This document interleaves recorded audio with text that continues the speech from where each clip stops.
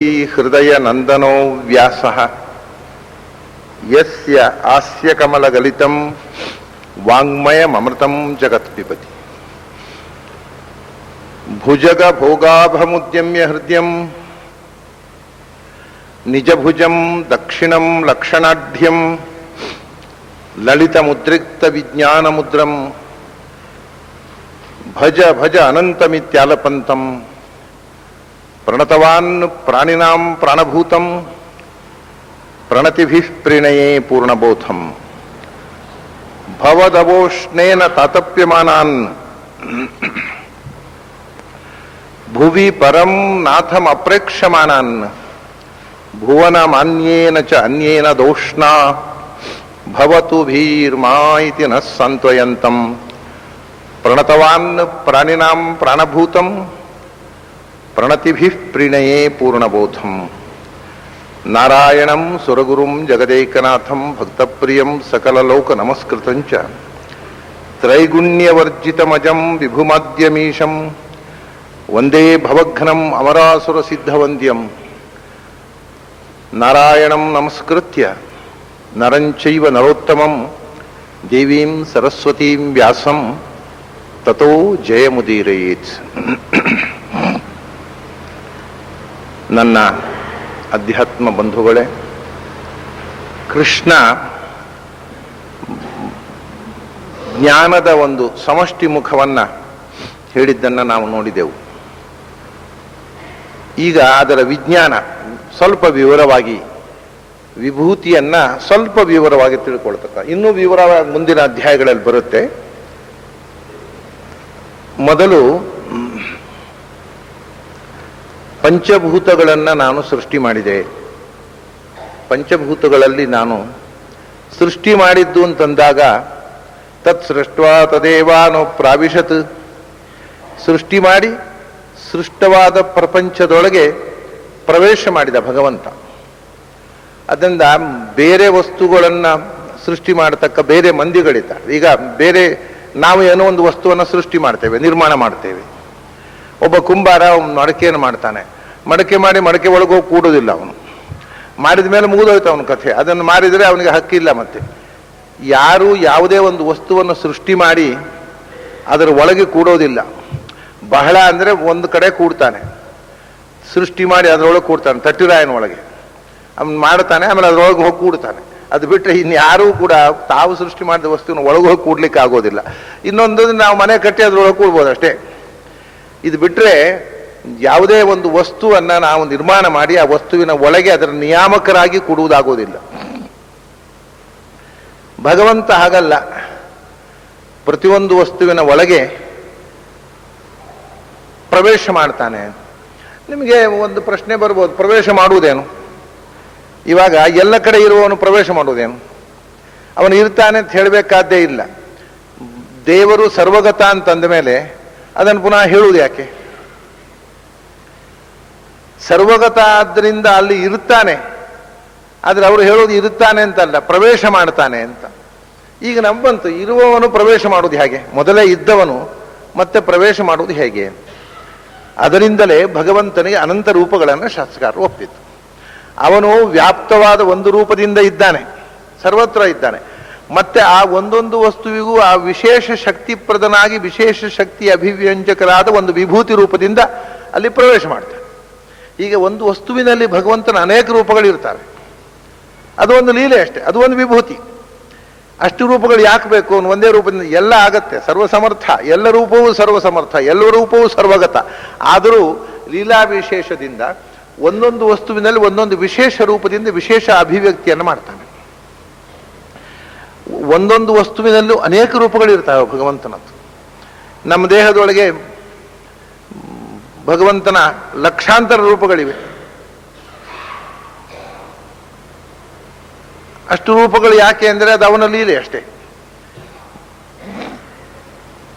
ಸ್ಥೂಲವಾಗಿ ಹೇಳುವುದಾದರೂ ಕೂಡ ನಮ್ಮ ದೇಹದಲ್ಲಿ 10 ಇಂದ್ರಿಯಗಳಲ್ಲಿ 10 ರೂಪದಿಂದ ಇದ್ದಾನೆ, ಮನಸ್ಸು ಸೇರಿ 11 ರೂಪದಿಂದ ಇದ್ದಾನೆ, ಪಂಚ ಇಂದ್ರಿಯಗಳು, ಪಂಚಭೂತಗಳು, ಪಂಚ ತನ್ಮಾತ್ರೆಗಳು, ಪಂಚ ಜ್ಞಾನೇಂದ್ರಿಯಗಳು, ಪಂಚ ಕರ್ಮೇಂದ್ರಿಯಗಳು, ಪಂಚ ಪ್ರಾಣಗಳಲ್ಲಿ ಪಂಚರೂಪದಿಂದ ಇದ್ದಾನೆ, ಪಂಚಕೋಶಗಳಲ್ಲಿ ಪಂಚರೂಪದಿಂದ ಇದ್ದಾನೆ, 360 ಅಸ್ಥಿಗಳಲ್ಲಿ 360 ರೂಪದಿಂದ ಇದ್ದಾನೆ, 360 ಮಜ್ಜೆಗಳಲ್ಲಿ 360 ರೂಪದಿಂದ ಇದ್ದಾನೆ, 360 ಸಂಧಿಗಳಲ್ಲಿ 360 ರೂಪದಿಂದ ಇದ್ದಾನೆ, 72,000 ನಾಡಿಗಳಲ್ಲಿ 72,000 ರೂಪದಿಂದ ಇದ್ದಾನೆ. ಹೀಗೆ ಒಂದೊಂದು ವಸ್ತುವಿನ ಒಳಗೂ ಭಗವಂತನ ಅನೇಕ ರೂಪಗಳಿವೆ.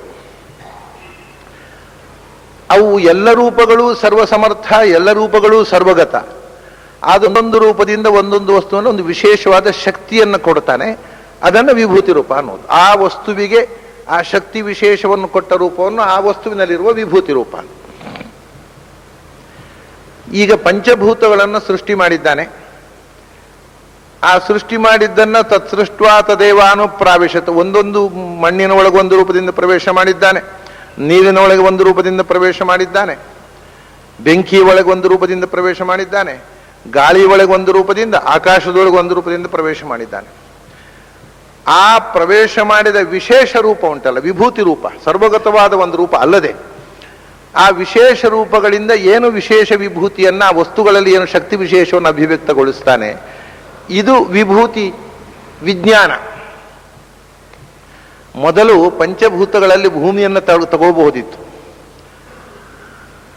ಆದರೆ ಭೂಮಿಯಲ್ಲೂ ಕೂಡ ಬಹಳಷ್ಟು ಈ ಭೂಮಿಯಲ್ಲಿ ನಮಗೆ ಹೆಚ್ಚು ಇರುವಂತಹದ್ದು ನೀರು, ಮತ್ತು ದೇಹದಲ್ಲಿಯೂ ಹೆಚ್ಚು ಅಂಶ, ಪಾರ್ಥಿವ ಶರೀರದಲ್ಲಿ ಹೆಚ್ಚು ಇರುವುದು ನೀರು, ನೀರಿನ ಅಂಶ ಜಾಸ್ತಿ.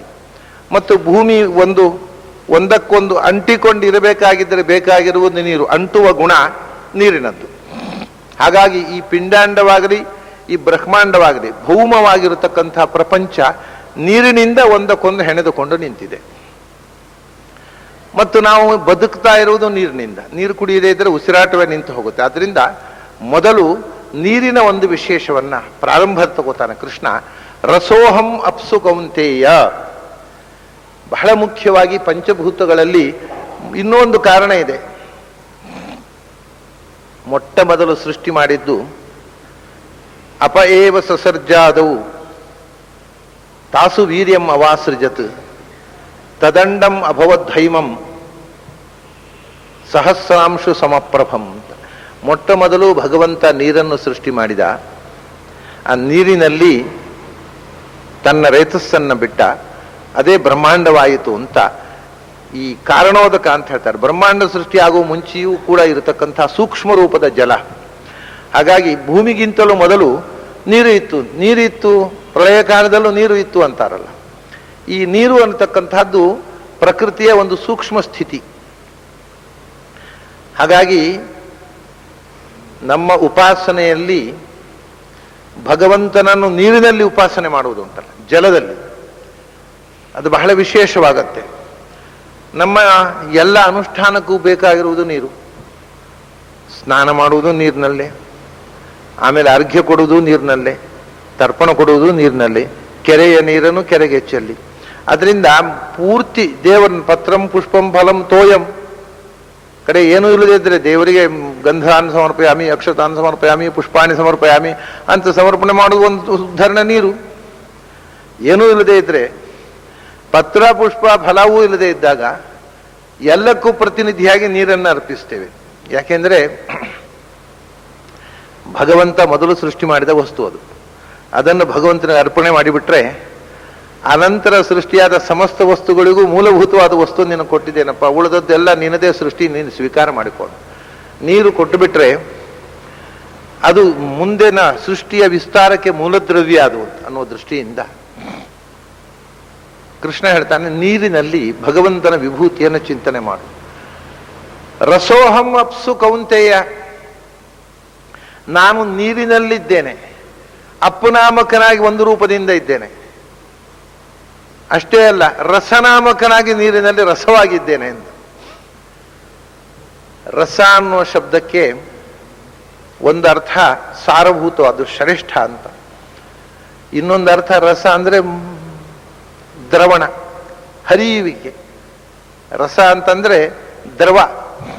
ನೀರಿನಲ್ಲಿ ಮಾತ್ರ ಇರತಕ್ಕ ಕ್ವಾಲಿಟಿ ಇದು. ಇದು ಒಂದು ವಿಶೇಷ ಕ್ವಾಲಿಟಿ, ಎಕ್ಸ್ಕ್ಲೂಸಿವ್ ಕ್ವಾಲಿಟಿ. ಮಣ್ಣಿನಲ್ಲಿ ಹರಿಯುವ ಗುಣ ಇಲ್ಲ, ಬೆಂಕಿಯಲ್ಲಿ ಇಲ್ಲ, ಗಾಳಿಯಲ್ಲಿ ಹರಿಯೋದು ಆ ರೀತಿ ಗಾಳಿಯೂ ಹರಿಯೋದಿಲ್ಲ, ಬೀಸುತ್ತೆ, ಹರಿಯೋದಿಲ್ಲ. ಆಕಾಶ ಅಂತೂ ಹರಿಯೋದೇ ಇಲ್ಲ. ಇನ್ನು ಹರಿಯುತ್ತೆ ಕಾಗದ, ಅದು ಬೇರೆ ಥರ ಹರಿಯೋದು, ನೀರು ಹರಿಯೋದು ಬೇರೆ. ಅದರಿಂದ ಈ ಹರಿಯುವ ಗುಣ ಅನ್ನೋದು this is an exclusive quality of water. ನೀರಿನ ಒಂದು ಅಸಾಧಾರಣವಾದ ಗುಣ. ಇದನ್ನು ಯೋಚನೆ ಮಾಡು. ಯಾವುದು ಹರಿಯೋದಿಲ್ಲ, ನೀರು ಹರಿಯುತ್ತೆ. ಯಾಕೆಂದ್ರೆ ಹರಿಯುವ ಶಕ್ತಿಯಾಗಿ ಹರಿ ಅದರಲ್ಲಿ ಕೂತಿದ್ದಾನೆ ಅಂತ ನಾವು. ಇದು ವಿಭೂತಿ ಚಿಂತನೆ. ಹರಿಯುವ ಶಕ್ತಿಯಾಗಿ ಆ ಹರಿ ನೀರಿನಲ್ಲಿ ಕೂತ್ಬಿಟ್ಟ, ಅದು ನೀರು ಹರಿಯಿತು. ಮಣ್ಣಿನಲ್ಲಿ ಹರಿಯುವ ಶಕ್ತಿಯಾಗಿ ಕೂಡ್ತಿಲ್ಲ, ಅವನು ಹರಿಯಲಿಲ್ಲ. ಅದು ಅಹಂ ಅಪ್ಸು ರಸಃ ಅಂತ. ನೀರಿನಲ್ಲಿ ಆ ಫ್ಲೂಯಿಡಿಟಿ, ಹರಿಯುವ ಗುಣ, ದ್ರವವಾಗಿ ಹರಿಯುವ ಶಕ್ತಿ ನೀರಿಗೆ ಯಾಕೆ ಬಂತು ಅಂದರೆ ಆ ಶಕ್ತಿಯಾಗಿ ನಾನು ಅದರಲ್ಲಿ ಕೂತೆ. ಅಹಂ ಅಪ್ಸು ರಸಃ, ನೀರಿನಲ್ಲಿ ಅಪನಾಮಕನಾಗಿದ್ದೇನೆ. ಅಷ್ಟೇ ಅಲ್ಲ, ರಸನಾಮಕನಾಗಿ ನೀರಿನ ಒಂದು ವಿಶೇಷ ಗುಣ ಇನ್ನು ಯಾವ ವಸ್ತುವಿನಲ್ಲಿಯೂ ಇಲ್ಲದ ಎಕ್ಸ್ಕ್ಲೂಸಿವ್ ಕ್ವಾಲಿಟಿಯಾಗಿ ನೀರಿನಲ್ಲಿ ನಾನು ರಸವಾಗಿ ನೀರಿನಲ್ಲಿ ಕೂತೆ. ಅದರಿಂದ ನೀರಿಗೆ ಹರಿಯುವ ಶಕ್ತಿ ಬಂತು. ರಸಃ ಅಂದರೆ ನೀರಿನಲ್ಲಿ ರಸವಾಗಿ ಮಾತ್ರ ಇರುವುದಲ್ಲ ಭಗವಂತ, ಅಪ್ಪಾಗಿಯೂ ಇದ್ದಾನೆ. ನೀರು ಅನ್ನುವಂತಹ ಶಬ್ದವೂ ಭಗವಂತನ ವಾಚಕವೇ, ಅಪ್ಪು ಅನ್ನುವುದು ಭಗವಂತನ ವಾಚಕವೇ. ಅದರಲ್ಲಿ ರಸವಾಗಿ ಒಂದು ವಿಶೇಷ ಅಂದ್ರೆ ನೀರು ಹರಿಯುವುದಕ್ಕೆ ಕಾರಣ ಆ ಹರಿಯುವ ಶಕ್ತಿ ಕೊಟ್ಟು ರಸನಾಮಕನಾಗಿ ನೀರಿನ ರಸದಲ್ಲಿ ಭಗವಂತ ಇರುವುದರಿಂದ ನೀರಿಗೆ ಹರಿಯುವ ಶಕ್ತಿ ಬಂತು ಅನ್ನುವ ಉಪಾಸನೆ ಬಹಳ ಮುಖ್ಯವಾದ ಉಪಾಸನೆ. ಇದು ಉಪಾಸನೆಗೋಸ್ಕರ ಹೇಳ್ತಕ್ಕಂಥ ಅಂಶಗಳು. ವಿಭೂತಿಯಲ್ಲಿ ಎಲ್ಲವನ್ನೂ ಹೇಳುವುದಿಲ್ಲ. ಯಾವುದನ್ನು ನಾವು ನಿರಂತರ ನಮ್ಮ ಅನುಸಂಧಾನದಲ್ಲಿ ಬಳಸಬೇಕೋ ಅಂಥ ಮುಖ್ಯ ಸಂಗತಿಗಳನ್ನು ಮಾತ್ರ ಕೃಷ್ಣ ಹೇಳ್ತಾನೆ. ಮೊದಲನೇದಾಗಿ ನೀರು, ಅದಕ್ಕೆ ಹೆಸರೇ ಇನ್ನೊಂದು ಕಾರಣ ಇದೆ ನೋಡಿ. ನೀರಿಗೆ ಹೆಸರು, ಇನ್ನೊಂದು ಹೆಸರು ಟೆಕ್ನಿಕಲ್ ವರ್ಡ್, ಶಾಸ್ತ್ರೀಯವಾದಂಥ ಒಂದು ಗುಹ್ಯ ಭಾಷೆ ಅಂತ ಹೇಳ್ತಾರಲ್ಲ. ವೇದದಲ್ಲಿ ಪುರಾಣಗಳಲ್ಲಿ ಎಲ್ಲ ರಹಸ್ಯ ಭಾಷೆ ಅಂತ ಹೇಳ್ತಾರೆ. ಸಮಾಧಿ ಭಾಷೆ, ದರ್ಶನ ಭಾಷೆ, ಗುಹ್ಯ ಭಾಷೆ ಅಂತ. ಗುಹ್ಯ ಭಾಷೆಯಲ್ಲಿ ನೀರಿಗೆ ಹೆಸರು ಏನು ಅಂದ್ರೆ ವಿಷ್ಣು ಅಂತ. ಮಣ್ಣಿಗೆ ಬ್ರಹ್ಮ ಅಂತ ಹೆಸರು, ನೀರಿಗೆ ವಿಷ್ಣು ಅಂತ ಹೆಸರು, ಬೆಂಕಿಗೆ ರುದ್ರ ಅಂತ ಹೆಸರು. ಬ್ರಹ್ಮ ವಿಷ್ಣು ರುದ್ರರು ಅಂತ. ಅದಕ್ಕೆ ಕಾರಣ ಏನು ಅಂದ್ರೆ ಇದು ಗುಹ್ಯ ಭಾಷೆ. ಇದು ಈ ಸಾಮಾನ್ಯ ಜನರಿಗೆ ಗೊಂದಲ ಆಗಲಿ ಅಂತಲೇ ಹಾಗೆ ಶಾಸ್ತ್ರಕಾರ ಹೇಳೋದು. ಇದ್ರ ರಹಸ್ಯ ಗೊತ್ತಿಲ್ಲದಿದ್ದವರಿಗೆ ಅಪಾರ್ಥ. ಓಹೋ, ನೀರು ಅಂದ್ರೆ ವಿಷ್ಣು, ಮಣ್ಣು ಅಂದ್ರೆ ಬ್ರಹ್ಮ, ರುದ್ರ ಅಂದ್ರೆ ಬೆಂಕಿ ಅಂದ್ರೆ ರುದ್ರ. ಏನು ಬೇಕಾದ್ರೆ ಅರ್ಥ ಮಾಡಿಕೊಳ್ಳಿ, ಅವರವರ ಯೋಗ್ಯತೆಗೆ ತಕ್ಕ ಅವರವರು ಅರ್ಥ ಮಾಡ್ತಾರೆ. ಯಾತಕ್ಕೆ ಹೇಳ್ತಾರೆ ಅಂದ್ರೆ, ಈಗ ಮಣ್ಣಿನ ಒಳಗೆ ಹೋಗ್ಲಿಕ್ಕೆ ಆಗುವುದಿಲ್ಲ. ಮಣ್ಣಿನ ಒಳಗೆ ಹೋದ್ರೆ ಮಣ್ಣಾಗುದು, ಹೊಂಡ ಮಾಡಿ ಇಳಿಬೇಕಷ್ಟೇ. ಮಣ್ಣಿನ ಒಳಗೆ ನಾವು ಇದ್ದಕ್ಕಿದ್ದ ಹಾಗೆ ಮಣ್ಣಿನ ಒಳಗೆ ಜರಿದು ಹೋಗ್ಲಿಕ್ಕೆ ಆಗುವುದಿಲ್ಲ. ಸೀತೆ ಭೂಮಿ ಬಾಯಿ ತೆರೆದು ನನ್ನನ್ನು ಒಳಗೆ ಕರ್ಕೊಂಡು ಹೋಗ್ರಿ ಅಂತ ಹೇಳಿ ಹಾಗೆ ನಿಂತ ಹಾಗೆ ಮಣ್ಣಿನ ಒಳಗೆ ಹೋಗ್ಲಿಕ್ಕೆ ಆಗೋದಿಲ್ಲ. ಬೆಂಕಿಯ ಒಳಗೆ ಹೋಗ್ಲಿಕ್ಕೆ ಆಗತ್ತೆ, ಹೊರಗೆ ಬರ್ಲಿಕ್ಕೆ ಆಗೋದಿಲ್ಲ. ಒಳಗೆ ಹೋದ್ರೆ ಮುಗೀತು ಕಥೆ. ಗಾಳಿ ಆಕಾಶಕ್ಕೆ ಒಳಗೆ ಹೋಗೋದು ಹೊರಗೆ ಬರೋದು ಅನ್ನೋ ಪ್ರಶ್ನೆಯೇ ಇಲ್ಲ. ಅದು ಅಮೂರ್ತ ದ್ರವ್ಯ. ಮೂರ್ತ ದ್ರವ್ಯಗಳಲ್ಲಿ ಯಾವುದರ ಒಳಗೆ ಹೋಗಬಹುದೋ ಅದು ನೀರು ಮಾತ್ರ. ಇದು ಇನ್ನೊಂದು ಅಸಾಧಾರಣವಾದ ಗುಣ. ಅದನ್ನು ಹೇಳುವುದಕ್ಕೋಸ್ಕರ ಅದಕ್ಕೆ ವಿಷ್ಣು ಅಂತ ಕರೆದ್ರು. ವಿಷ್ಣು ಅಂದ್ರೆ ವಿಶಂತಿ ಅತ್ರ ಐತಿ ವಿಷ್ಣು ಅಂತ. ಯಾವುದರ ಒಳಗೆ ಹೋಗಿ ಹೊರಗೆ ಬರ್ಲಿಕ್ಕಾಗುತ್ತೋ ಅದು ವಿಷ್ಣು. ಹೀಗೆ ಆ ನೀರಿನ ಒಂದು ಎಕ್ಸ್ಕ್ಲೂಸಿವ್ ಕ್ವಾಲಿಟಿಯನ್ನು ಇಟ್ಟುಕೊಂಡು ಬ್ರಹ್ಮ ವಿಷ್ಣು ರುದ್ರ ಅಂತ ಕರೆದ್ರು. ಇದು ಶಾಸ್ತ್ರೀಯವಾದ ರಹಸ್ಯ ಭಾಷೆ. ಹಾಗೆಯೇ ಗಾಳಿಗೆ ಈಶ್ವರ ಅಂತ ಹೇಳ್ತಾರೆ, ರುದ್ರ ಈಶ್ವರ ಅಂತ. ಆಕಾಶಕ್ಕೆ ಶಿವ ಅಂತ ಹೇಳ್ತಾರೆ. ಬ್ರಹ್ಮ ವಿಷ್ಣು ರುದ್ರ ಈಶ್ವರ ಶಿವ, ಇವು ಪಂಚಭೂತಗಳ ಗುಹ್ಯ ಭಾಷೆ. ಮಣ್ಣು ಯಾಕೆ ಬ್ರಹ್ಮ? ಬೃಹತ್ತಾದದ್ದು. ಎಲ್ಲಿ ಹೋದರೂ ಅಲ್ಲಿ ಹರವಿಕೊಂಡಿರತಕ್ಕಂಥ ಪಂಚಭೂತಗಳಲ್ಲಿ ವಿಶಾಲವಾಗಿ ನಮಗೆ ನೆಲೆಯಾಗಿ ಆಧಾರವಾಗಿ ಗಟ್ಟಿಯಾಗಿ ಬೃಹತ್ತಾಗಿ ತುಂಬಿರುವಂತಹದ್ದು ಮಣ್ಣು. ಅದರಿಂದ ಪೃಥ್ವಿಯನ್ನು ಬ್ರಹ್ಮ ಅಂತ ಕರೀತಾರೆ. ಅದರ ಒಳಗೆ, ಅದರ ನಂತರ ಅದ್ರಲ್ಲಿ ನೀರಿದೆ, ನೀರಿನ ಒಳಗೆ ನಾವು ಹೋಗಿ ಬೇಕಾದ ಹಾಗೆ ಈಜಾಡಿ ಮೇಲಕ್ಕೆ ಬರ್ಬೋದು. ಅದರಿಂದ ಅದು ವಿಶಂತಿ, ಪ್ರವಿಶಂತಿ, ನಿರ್ವಿಶಂತಿ, ಹೊರಗೆ ಹೋಗುವುದು ಬರುವುದು ಆಗುವುದರಿಂದ ನೀರಿಗೆ ವಿಷ್ಣು ಅಂತ ಕರೆದರು. ಬೆಂಕಿ ಕೈ ಹಾಕಿದರೆ ರೋದನ, ಅಳಿಸ್ತದೆ, ಅದು ಕೂಗಿಸ್ತದೆ, ದುಃಖ ಕೊಡುತ್ತೆ, ಅದರಿಂದ ರುದ್ರ ಅಂತ ಕರೆದ್ರು. ಇವೆಲ್ಲ ಎಟಿಮಲಾಜಿಕಲ್ ಆಗಿ ಗುಹ್ಯ ಭಾಷೆಯಲ್ಲಿ ಬಳಸುವ ಶಬ್ದಗಳು. ಬೆಂಕಿಗೆ ರುದ್ರ ಅಂತ ಕರೆದ್ರು. ಗಾಳಿಗೆ ಈಶ್ವರ ಅಂದರು. ಈಶ್ವರ ಅಂದರೆ ಸಮರ್ಥ ಅಂತ, ಸರ್ವ ಸಮರ್ಥ. ಹೌದಲ್ಲ, ಬ್ರಹ್ಮಾಂಡವನ್ನು ಧಾರಣೆ ಮಾಡಿದ ಶಕ್ತಿ ವಾಯು, ಪಿಂಡಾಂಡವನ್ನು ಧಾರಣೆ ಮಾಡಿದ್ದು ಗಾಳಿ ಉಸಿರು ಹೊರಟು ಹೋಯ್ತು ಅಂದ್ರೆ ಇದು ಬಿದ್ದು ಬಿಡುತ್ತೆ. ಧಾರಣೆ ಮಾಡುವ ಸಾಮರ್ಥ್ಯ ಇರತಕ್ಕ ಪಂಚಭೂತಗಳಲ್ಲೇ ಸರ್ವ ಸಮರ್ಥವಾದ ಶಕ್ತಿ ಪ್ರಾಣತತ್ವ, ಅದರಿಂದ ಈಶ್ವರ ಅಂತ ಕರೆದ್ರು. ಆಕಾಶ ಶಿವ, ಎವರ್ ಪ್ಯೂರ್. ಶಿವ ಅಂದ್ರೆ ಮಂಗಳ, ನಿರ್ಮಲ, ಸ್ವಚ್ಛ, ಅದು ಕೊಳೆ ಆಗೋದೇ ಇಲ್ಲ.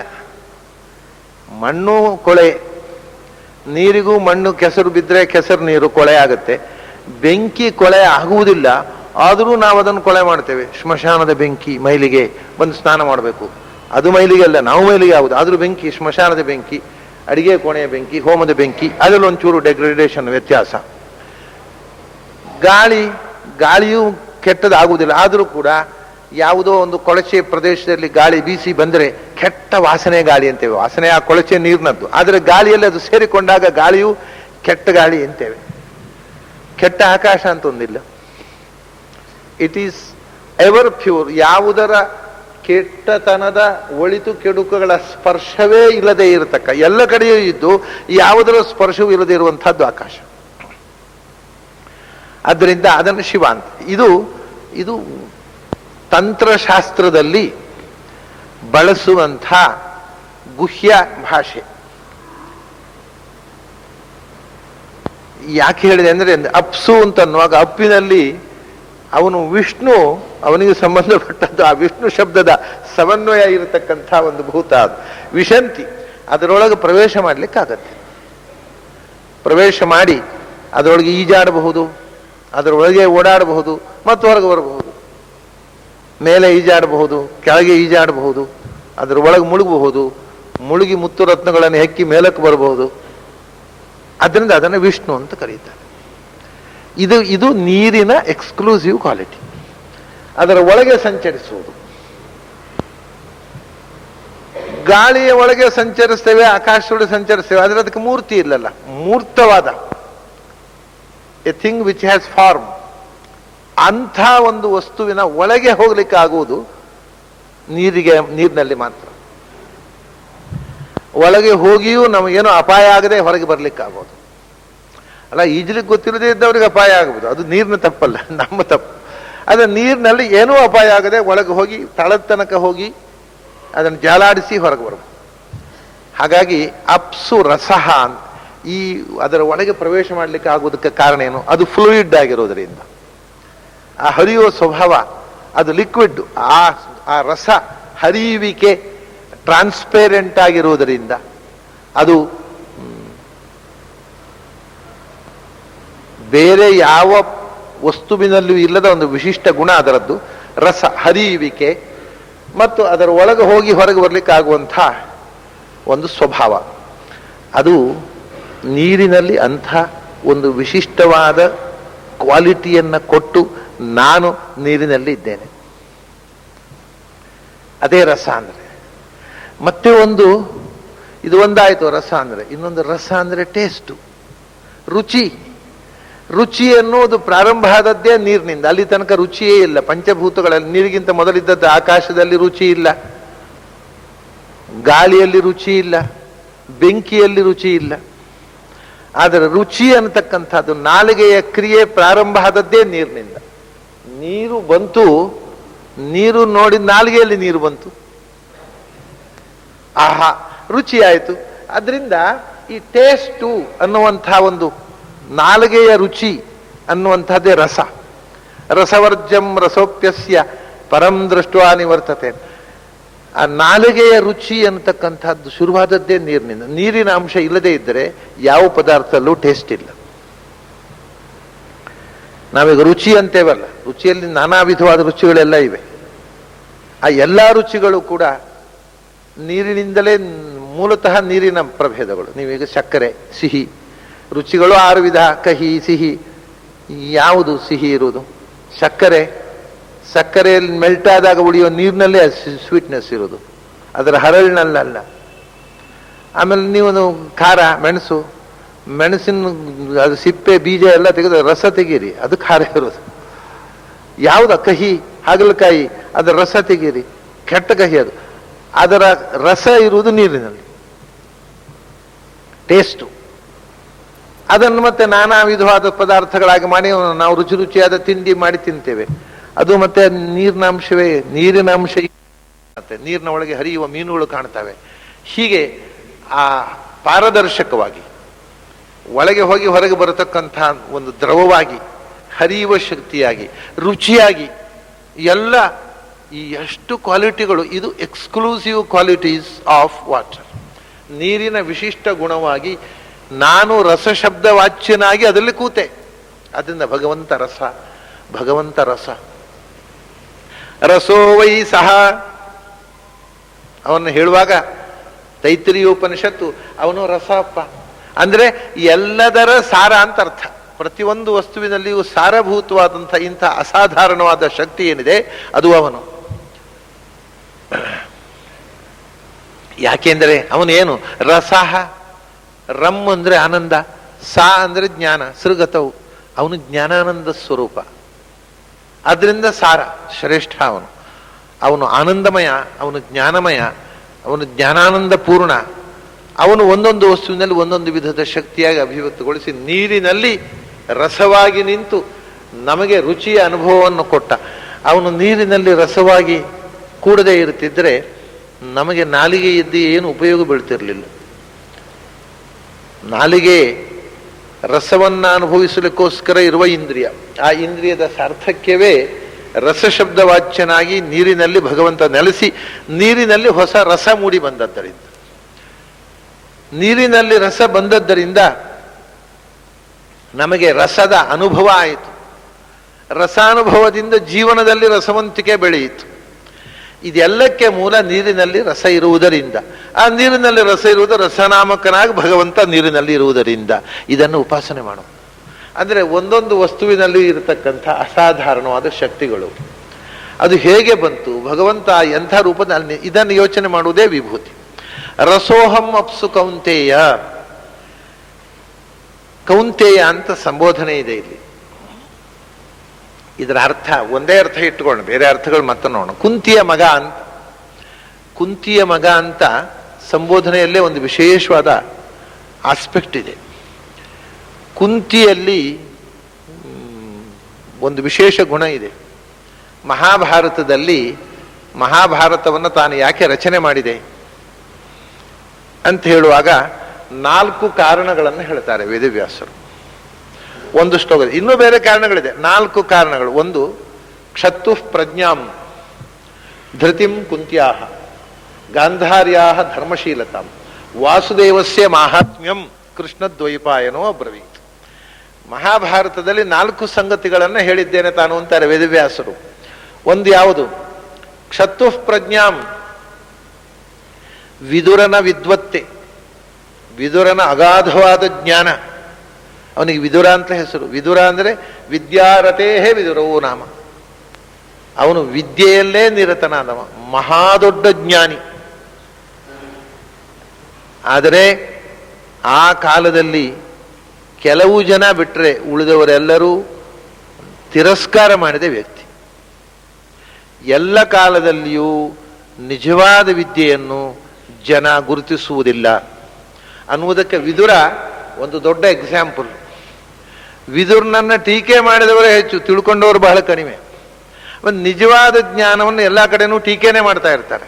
ಯಾಕೆಂದ್ರೆ ಅವ್ರು ತಿಳಿಯೋದಿಲ್ಲ. ಅದು ಟೀಕೆ ಮಾಡೋದು ಸುಲಭ, ತಿಳಿಯೋದು ಕಷ್ಟ. ಅದರಿಂದ ಸುಲಭ ದಾರಿ ಹಿಡಿತಾರೆ. ವಿದುರನನ್ನ ಎಲ್ಲರೂ ಟೀಕೆ ಮಾಡಿದ್ರು. ಏನ್ ಟೀಕೆ? ಅವನೇನು ಹೇಳ್ತಾನೆ, ಅವನು ಕೆಲಸದವಳ ಮಗ. ಕ್ವಾಲಿಟಿ ಬಂದದ್ದೇನು ಅಂದ್ರೆ ಅವನು ಜ್ಞಾನ ಅಲ್ಲ, ಅರಮನೆ ಕೆಲಸದವಳ ಮಗ ಅಲ್ವ ಅವನು. ಅದು ಯಾರ ಮಗ ಆದ್ರೇನು, ಒಳಗಿದ್ದದ್ದು ಏನು ಅದು ಮುಖ್ಯ ಆಗಲಿಲ್ಲ ಅವರಿಗೆ. ನಮ್ಮ ಅರಮನೆ ದುರ್ಯೋಧನನಿಂದ ಹಿಡಿದು ಕೌರವರೆಲ್ಲರೂ, ಧೃತರಾಷ್ಟ್ರನಿಗೆ ಗೊತ್ತಿತ್ತು, ಅವನೊಂಚೂರು ಹಚ್ಚಿಕೊಂಡಿದ್ದ. ಪಾಂಡುವಿಗೆ ಗೊತ್ತಿತ್ತು, ಅವನು ಹಚ್ಚಿಕೊಂಡಿದ್ದ. ಪಾಂಡವರಿಗೆ ಗೊತ್ತಿತ್ತು, ಅವರು ಹಚ್ಚಿಕೊಂಡಿದ್ರು. ಕೃಷ್ಣನಿಗಂತೂ ಗೊತ್ತೇ ಇತ್ತು, ಅವನು ತುಂಬಾ ಹಚ್ಚಿಕೊಂಡಿದ್ದ. ಇದು ಇಷ್ಟು ಬಿಟ್ರೆ ಭೀಷ್ಮಾಚಾರ್ಯರು ದ್ರೋಣಾಚಾರ್ಯರು ದೂರದಿಂದ ಹಚ್ಚಿಕೊಂಡಿದ್ರು. ಯಾಕಂದ್ರೆ ಪೂರ ಹಚ್ಚಿಕೊಂಡಿದ್ರೆ ದುರ್ಯೋಧನೆ ಬೇಜಾರಾಗತ್ತೆ ಅಂತ ರಾಜಕೀಯ. ಉಳಿದವರೆಲ್ಲ ಕೆಲಸದ ನಮ್ಮ ಅರಮನೆಯ ಕೆಲಸದವಳ ಮಗ ಅಂತ ಅಷ್ಟೇ. ವೇದವ್ಯಾಸನ ಮಗ ಅಂತ ಬಾಯಲ್ಲಿ ಬರಲಿಲ್ಲ ನೋಡಿ. ವೇದವ್ಯಾಸನ ಮಗ ಅಲ್ಲ, ಕೆಲಸದವಳ ಮಗ ಅಂತ. ಕ್ಷತ್ತ ಅನ್ನುವ ಶಬ್ದಕ್ಕೆ ಸಂಸ್ಕೃತದಲ್ಲಿ ಒಂದು ಅರ್ಥ. ಅವನು ಕ್ಷತ್ತ ಅಂತ. ಕ್ಷತ್ತ ಅಂದ್ರೆ ಏನು ಅಂದ್ರೆ ಕೆಲಸದವಳ ಮಗ ಅಂತ ಆ ಶಬ್ದಕ್ಕೆ ಅರ್ಥ. ಅರಮನೆಯ ತೊತ್ತಿನವಳ ಮಗ. ಆದರೆ ವ್ಯಾಸರು ಹೇಳ್ತಾರೆ ಕ್ಷತ್ತು ಪ್ರಜ್ಞಾಂ, ಕೆಲಸದವಳ ಮಗ ಎಂಥ ದೊಡ್ಡ ಜ್ಞಾನಿಯಾಗಿದ್ದ ಅಂತ ಹೇಳುವುದಕ್ಕೋಸ್ಕರ ನಾನು ಮಹಾಭಾರತ ರಚನೆ ಮಾಡಿದೆ. ಒಂದು. ಎರಡನೇದ್ದು ಧೃತಿಂ ಕುಂತ್ಯಾಹ, ಜೀವನದಲ್ಲಿ ಎಂಥ ಆಪತ್ತು ಬಂದರೂ ಧೈರ್ಯಗೆಡದಂಥ ಕುಂತಿಯ ಧೈರ್ಯ ಇಡೀ ಮಾನವ ಸಮಾಜಕ್ಕೆ ಮಾರ್ಗದರ್ಶಕ. ಆ ಕುಂತಿಯ ಧೈರ್ಯವನ್ನ ಸಮಾಜಕ್ಕೆ ತಿಳಿಸುವುದಕ್ಕೋಸ್ಕರ ನಾನು ಬರೆದೆ, ರಚನೆ ಮಾಡಿದೆ. ಮೂರನೇದ್ದು ಗಾಂಧಾರ್ಯಾ ಧರ್ಮಶೀಲತಾಂ, ಗಾಂಧಾರ್ಯ ಧರ್ಮ ಪ್ರಜ್ಞೆ. ಯಾವ ಸಂದರ್ಭದಲ್ಲೂ ಧರ್ಮಕ್ಕೆ ವಿರುದ್ಧವಾಗಿ ಅವಳು ಹೆಜ್ಜೆ ಇಟ್ಟವಳಲ್ಲ, ತಪ್ಪಿ ಕೂಡ ಧರ್ಮಕ್ಕೆ ವಿರುದ್ಧವಾಗಿ ಮಾತನಾಡಿದವಳಲ್ಲ. ಇದನ್ನ ಜನಕ್ಕೆ ತಿಳಿಸ್ಬೇಕಾದ. ಅವ್ರು ಹೇಳೋದು ನೋಡಿ, ಮೂರೇ ಕ್ಯಾರೆಕ್ಟ್ರು: ವಿದುರ, ಕುಂತಿ, ಗಾಂಧಾರಿ. ಮತ್ತೆ ಅವರ ಸಂತಾನದ ಕಥೆ ಅದು ಬಿಡಿ, ನನ್ನ ಮುಖ್ಯ ಈ ಮೂರು ಮಂದಿ ಅಂತಾರೆ. ವೇದವ್ಯಾಸರ ಮಗ ಒಬ್ಬ, ಇಬ್ರು ಸೊಸೆಯಂದಿರು. ಅವ್ರಿಗೆ ಗಟ್ಟಿ ಹಿಡ್ಕೊಂಡು ತನ್ನ ಮಗ ವಿದುರ, ತನ್ನ ಸೊಸೆಯಂದಿರು ಕುಂತಿ, ಗಾಂಧಾರಿ. ಅವರಿಬ್ರು ಮಕ್ಕಳನ್ನ ಹೇಳೋದಿಲ್ಲ. ಪಾಂಡು ಮತ್ತು ಧೃತರಾಷ್ಟ್ರ ಅಲ್ಲ, ನಮ್ಮ ಸೊಸೆಯಂದಿರು ಮುಖ್ಯ ಆಗ್ತಾರೆ ಅಲ್ಲಿ. ಒಬ್ಬ ಮಗ ಮತ್ತು ಇಬ್ರು ಸೊಸೆಯಂದಿರು. ಇವು ಎಷ್ಟು ದೊಡ್ಡ ಚೇತನಗಳು ಅಂತ ಜನಕ್ಕೆ ತಿಳಿಸುವುದಕ್ಕೋಸ್ಕರ ಮಹಾಭಾರತ ಬರದೆ. ಮತ್ತೊಂದು ತನ್ನದೇ ಕ್ಯಾಂಪೇನು, ವಾಸುದೇವಸ್ಯ ಮಹಾತ್ಮ್ಯಂ, ಕೃಷ್ಣನ ಮಹಿಮೆ ಎಷ್ಟು ದೊಡ್ಡದು ಇನ್ನೊಂದು ಈ 4 ಸಂಗತಿಗಳನ್ನು ತಿಳಿಸುವುದಕ್ಕೋಸ್ಕರ ಮಹಾಭಾರತ ರಚನೆ ಮಾಡಿದೆ. ಅದರಿಂದ ಕುಂತಿ ಅಂತಂದ್ರೆ ಮನುಕುಲದ ಧೈರ್ಯದ ಸಂಕೇತ. ಅದು ಜೀವನದಲ್ಲಿ ಎಂಥ ಪ್ರಸಂಗ ಬಂದರೂ ಎದೆಗೆಡದ ಹೆಣ್ಮಗಳು ಅವಳು. ಯಾವತ್ತೂ ಧೈರ್ಯ ಕುಂದಲಿಲ್ಲ, ಮಹಾಧೀರೆ. ಅರ್ಜುನನನ್ನ ಆಗಾಗ್ಗೆ ಕೌಂತೆಯ ಅಂತಾನೆ ಕೃಷ್ಣ. ನೀನು ಕುಂತಿಯ ಮಗ ಅನ್ನೋದನ್ನು ಮರಿಬೇಡ. ನೀನು ಇಷ್ಟು ಹೇಡಿ ಆದರೆ ಹೇಗೆ? ತಾಯಿಯನ್ನು ನೆನಪಿಸಿಕೊ. ಆ ಮಹಾಮಹಿಳೆಯ ಮಗ ನೀನು ಅನ್ನೋದನ್ನು ನೆನಪಿಸಿಕೊ. ಅಂಥ ತಾಯಿಗೆ ನೋವಾಗುವಂಥ ರೀತಿ ನಡ್ಕೋಬೇಡ, ಧೀರನಾಗು. ಇದು ಒಂದು ಮುಖ. ಧೀರ ಅಂದ್ರೆ ಏನು? ಕುಂತಿಯ ಧೈರ್ಯ ಬರೇ ರಾಜಕೀಯದಲ್ಲಿ ಮಾತ್ರ ಇದ್ದದ್ದಲ್ಲ. ಅವಳು ಪಾಂಡವನ್ನು ಕಳ್ಕೊಂಡ್ಲು, ವಿಧವೆಯಾಗಿ ಮಕ್ಕಳನ್ನು ಕರ್ಕೊಂಡು ಬಂದ್ಲು, ಮಕ್ಕಳು ಕಾಡು ಪಾಲಾದರು. ಆವಾಗಲೂ ಯಾವತ್ತೂ ಧೈರ್ಯಗಳಲಿಲ್ಲ. ಅವಳು ರಾಜಮಾತೆಯಾಗಿ ಇರಬೇಕಾಗಿದ್ದವಳು ಕಾಡಿನಲ್ಲಿ ಮೊದಲು ಮದುವೆಯಾಗಿ ಕಾಡು ಸೇರಿದ. ಮೊದಲು ಅರಮನೆಯಲ್ಲಿ ಗಂಡನ ಜೊತೆಗೆ ಸುಖ ಅನುಭವಿಸಲಿಲ್ಲ. ಮಕ್ಕಳ ಜೊತೆಗೆ ಸುಖ ಪಡೋಣ ಅಂದ್ರೆ ಮಕ್ಕಳು ಕೂಡ ರಾಜ್ಯ ಕಳ್ಕೊಂಡು ಕಾಡು ಸೇರಿದ್ರು. ಇವಳು ವಿದುರನ ಮನೆಯಲ್ಲಿ ನಿಂತು ರಾಜಮಾತೆಯಾಗಿ ಅರಮನೆಯಲ್ಲಿ ಉಳಿಯಲಿಲ್ಲ. ಯಾವತ್ತೂ ಧೈರ್ಯ ಕೆಡಲಿಲ್ಲ ಮಾತ್ರ. ಕೊನೆಗೆ ಯುದ್ಧ ಆಗಿ ಮಕ್ಕಳಿಗೆ ಸಾಮ್ರಾಜ್ಯ ಸಿಕ್ಕಿತು. ಸಾಮ್ರಾಜ್ಯ ಸಿಕ್ಕಿದ ತಕ್ಷಣ ಗಂಟು ಗದರಿ ಕಟ್ಕೊಂಡು ಕಾಡಿಗೆ ತಪಸ್ಸಿಗೆ ಹೊರಟೋದು. ಅದು ಬರೇ ಯುದ್ಧಕ್ಕೆ ಮಕ್ಕಳನ್ನು ಪ್ರಚೋದನೆ ಮಾಡಿ ರಾಜ್ಯ ಪಡೀರಿ, ಸಾಮ್ರಾಜ್ಯ ಕಟ್ಟಿ ಅಂತನ್ನುವ ಧೈರ್ಯ ಅಲ್ಲ. ಸಾಮ್ರಾಜ್ಯ ಸಿಕ್ಕಿದಾಗ ಆ ಸಾಮ್ರಾಜ್ಯವನ್ನು ತೃಣಕ್ಕಿಂತ ಕಡೆಯಾಗಿ ತೊರೆದು ಕಾಡಿಗೆ ಹೋಗುವ ಧೈರ್ಯ ಕುಂತಿಗಿತ್ತು.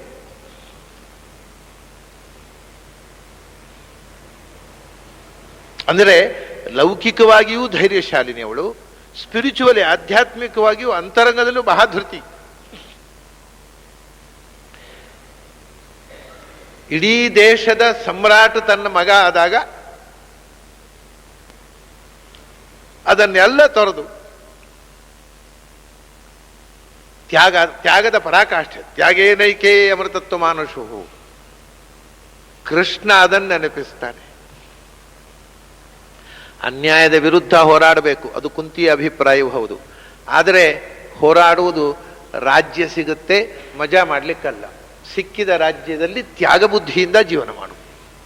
ಪ್ರಜೆಗಳ ಹಿತಕ್ಕೋಸ್ಕರ ನಿನ್ನ ಸುಖವನ್ನು ತ್ಯಾಗ ಮಾಡಿ ಸಾಮ್ರಾಜ್ಯ ಕಟ್ಟು. ಇದು ಅಧ್ಯಾತ್ಮದ ಬಹಳ ಮುಖ್ಯವಾದಂಥ ಮಾತು. ಹಾಗಾಗಿ ಅಧ್ಯಾತ್ಮದಲ್ಲೂ ಕುಂತಿ ಮುಖ್ಯ ಆಗ್ತಾಳೆ, ಕ್ಷಾತ್ರದಲ್ಲೂ ಕುಂತಿ ಮುಖ್ಯ ಆಗ್ತಾಳೆ. ಆ ಕಾರಣಕ್ಕೋಸ್ಕರ ಕೃಷ್ಣ ಆಗಾಗ್ಗೆ ಅರ್ಜುನನನ್ನ ಕೌಂತೆಯ ಕೌಂತೆಯ ಅಂತಾನೆ. ಕುಂತಿಯ ಮಗ, ಇದಕ್ಕೆ ಬೇರೆ ಅರ್ಥ ಹೇಳುವುದಕ್ಕೆ ಮನಸ್ಸು ಬರುವುದಿಲ್ಲ ನನಗೆ, ಬೇರೆ ನಿರ್ವಚನ ಮಾಡ್ಬೋದು, ಮಹಾಭಾವ. ಆದರೆ ಎಲ್ಲಕ್ಕಿಂತ ಕುಂತಿಯ ಮಗ ಅನ್ನೋದೇ ಬಹಳ ಮುಖ್ಯವಾಗಿಬಿಡತ್ತೆ. ತಾಯಿಗೆ ತಕ್ಕ ಮಗನಾಗಿ ಬದುಕು ಅನ್ನುವುದೇ ಬಹಳ ಮಹತ್ವದ ಮಾತಾಗ್ಬಿಡತ್ತೆ. ಹೀಗೆ ರಸೋಹಮಪ್ಸು ಕೌಂತೆಯ ಪ್ರಭಾಸ್ಮಿ ಶಶಿ ಸೂರ್ಯಯೋಹೋ. ಅದರ ನಂತರ ಪಂಚಭೂತಗಳನ್ನು ಬಿಟ್ಬಿಟ್ಟ. ನೀರು ಆದಮೇಲೆ ಬೆಳಕು, ನಮಗೆ ಗಾಳಿ ಬೇಕು, ಅದನ್ನು ಬಿಟ್ಬಿಟ್ಟ, ನೀರು ತಗೊಂಡ. ಯಾಕೆಂದ್ರೆ ಅದು ಗಾಳಿಗೂ ಉಸಿರಾಟಕ್ಕೆ ಕಾರಣಭೂತವಾದ ನೀರನ್ನು ಮೊದಲು ತಗೊಂಡ.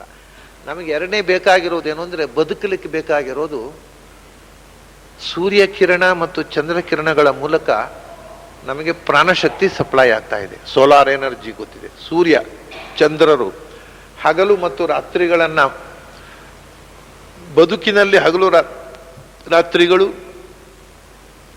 ಅದರ ಮೂಲಕ ನಮಗೆ ಜೀವ ಸಂಚಾರ, ಪ್ರಾಣಶಕ್ತಿ. ಬೆಳದಿಂಗಳಿಂದಲೂ ಒಂದು ಬಗೆಯ ಪ್ರಾಣಶಕ್ತಿ. ಯಾಕೆಂದ್ರೆ ಮನುಷ್ಯರಿಗೆ ವಿಶೇಷವಾಗಿ ಸೋಲಾರ್ ಎನರ್ಜಿ ಕಾರಣ ಆದರೂ ಕೂಡ ಅಷ್ಟೇ ಅಲ್ಲ, ಇಲ್ಲಿ ಪ್ರಾಣಿಗಳಿಗೆ ಬರೀ ಸೋಲಾರ್ ಎನರ್ಜಿ ಒಂದರಿಂದ ಅಲ್ಲ ಬದುಕು ಇರುವುದು. ಚಂದ್ರ ಸೋಮಲತಾ, ಸೋಮ ಅಂತ ಚಂದ್ರನಿಗೆ ಹೆಸರು.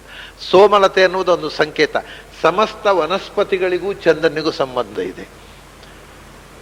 ವನಸ್ಪತಿಗಳಲ್ಲಿ ಚಂದ್ರನ ಬೆಳದಿಂಗಳಿನಿಂದ ಆಗತಕ್ಕಂಥ ಪರಿಣಾಮಗಳು, ಹಿಂದಿನ ಕಾಲದಲ್ಲಿ ಮರಗಳನ್ನು ಕಡಿಯಬೇಕಾಗಿದ್ದರೆ ಅದು ಯಾವ ತಿಥಿ ಆಗಬೇಕು, ಹುಣ್ಣಿಮೆ, ಕೆಲವು ಅಮಾವಾಸ್ಯೆ, ಇಂಥ ತಿಥಿಗಳಲ್ಲಿ ಚಂದ್ರನ ಬೆಳದಿಂಗಳು ಹೆಚ್ಚು ಇರತಕ್ಕಂಥ ಸಮಯದಲ್ಲಿಯೋ ಅಥವಾ ಬೆಳದಿಂಗಳು ಕಮ್ಮಿ ಆದಾಗಲೋ, ಇದೆಲ್ಲ ವ್ಯವಸ್ಥೆಯಿಂದ ಯಾವ ಮರದಲ್ಲಿ ಎಂಥೆಂಥ ಶಕ್ತಿ ಬೆಳದಿಂಗಳಿನಿಂದ ನಿಷ್ಪನ್ನವಾಗುತ್ತೆ ಅನ್ನೋದನ್ನ ಬಹಳ ಅಧ್ಯಯನ ಮಾಡಿಕೊಂಡು ಹಿಂದೆ ವನಸ್ಪತಿ ಶಾಸ್ತ್ರ ಗೊತ್ತಿದ್ದವರು ಮರ ಕಡಿತಿದ್ರು. ಅಂದರೆ ಹಿಂದಿನ ಕಾಲದ ನೋಡಿ, ಇವತ್ತು ನಾವು ಕಾಂಕ್ರೀಟಿನ ಕಟ್ಟಡ ಕಟ್ತೇವೆ. ಕಾಂಕ್ರೀಟಿನ ಕಟ್ಟಡ ಸ್ಟ್ರಾಂಗ್, ಹೌದು. ಎಷ್ಟು ಸ್ಟ್ರಾಂಗು? ಒಂದು ಕಾಂಕ್ರೀಟ್ನ ಕಟ್ಟಡ ಬಹಳ ಅಂದರೆ 100 ವರ್ಷ ಬರಬಹುದು. ಅಷ್ಟಲ್ಲೇ ಅದ್ರ ಕಿತ್ತು ಹೋಗುತ್ತೆ, ಗಾರೆ, ಅದಕ್ಕೆ ಡಿಸ್ಟೆಂಪರು, ಇದು ಬಣ್ಣ ಕೊಟ್ಟು ಮುಚ್ಚಿ, ಅದನ್ನು ಎಲ್ಲ ಲೋಪದೋಷಗಳನ್ನ ಮುಚ್ಚಿ ಏನೇನೋ ಮಾಡ್ತೇವೆ. ಅಷ್ಟಾದ್ರೂ ಒಂದು 100 ವರ್ಷ ಬರಬಹುದು.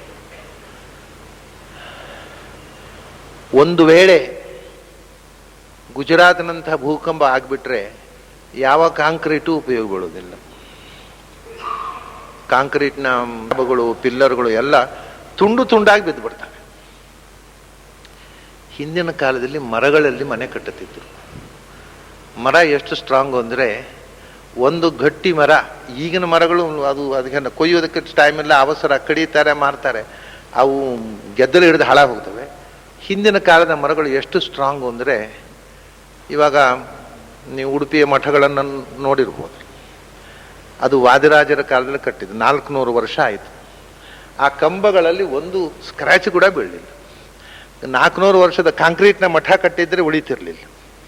400 ವರ್ಷ, 500 ವರ್ಷ, 1000 ವರ್ಷ. ಮತ್ತೆ ಮರ ಭೂಕಂಪ ಆದರೂ ತುಂಡಾಗೋದಿಲ್ಲ. ಅಂದರೆ ನಾಶ ಆಗುತ್ತೆ, ಭೂಕಂಪಕ್ಕೆ ಯಾವುದು ಈಡಲ್ಲ. ಆದರೆ ಕಾಂಕ್ರೀಟ್ಗಿಂತ ಹೆಚ್ಚು ತಡ್ಕೊಳ್ಳುವ ಶಕ್ತಿ ಇರತಕ್ಕಂಥದ್ದು. ಹಾಗಾಗಿ ಈ ಶಕ್ತಿ ಬಂದದ್ದು ಚಂದ್ರನ ಕಿರಣಗಳ ಹೀರುವಿಕೆಯಿಂದ. ವನಸ್ಪತಿಗಳಲ್ಲಿ ಇಂತಹ ಶಕ್ತಿ ಬಂತು. ಸೂರ್ಯನ ಕಿರಣಗಳಿಂದಲೂ ಗಿಡಗಳಿಗೆ ಪ್ರಾಣಶಕ್ತಿ ಸಂಚಾರ ಆಗುತ್ತೆ. ನಮಗೂ ಹೀಗೆ ಚಂದ್ರ ಮತ್ತು ಸೂರ್ಯರು ನಿರಂತರವಾಗಿ ಅವರ ಕಿರಣಗಳ ಮೂಲಕ ಎನರ್ಜಿಯನ್ನು ಹರಿಸ್ತಾ ಇದ್ದಾರೆ. ಅದರಿಂದ ಈ ಜೀವಲೋಕ ಇಲ್ಲಿ ಬದುಕಿದೆ. ಮೊದಲನೇದ್ದು ನೀರು.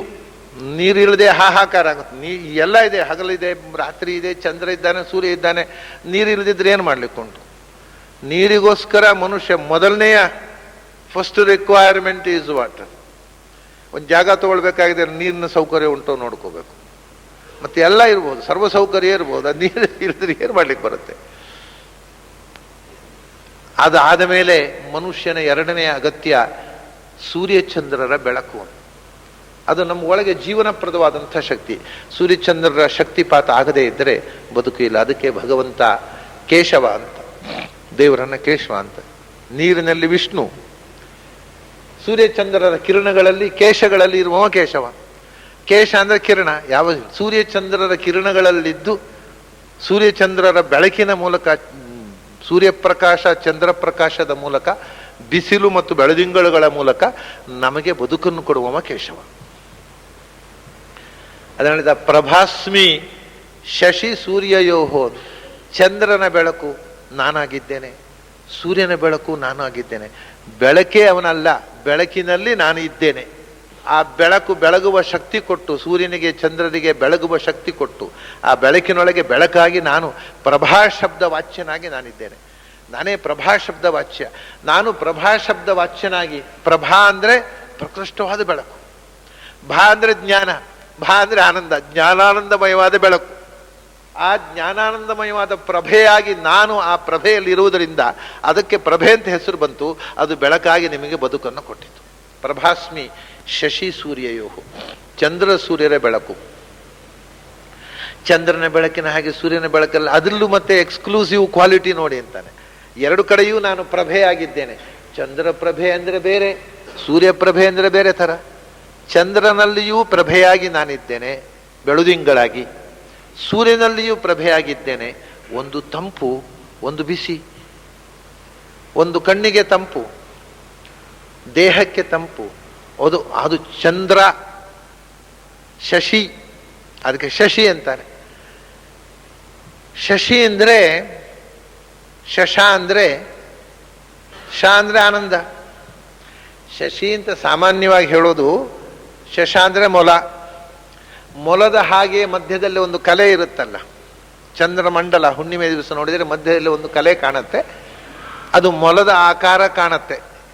ಈ ಕಣ್ಣು ನೆಟ್ಟಗಿಲ್ಲದೆ ಇದ್ದವರಿಗೆ ಒಂದೊಂದು ಥರ ಕಾಣುತ್ತೆ. ಕವಿಗಳಿಗೆ ಅವರಿಗೆ ಒಂದೊಂದು ಥರ ಕಾಣುತ್ತೆ. ಅದು ಎಲ್ಲ ಒಂದು ವಸ್ತು ಇದ್ದ ಹಾಗೆ ಕಾಣುವುದಿಲ್ಲ.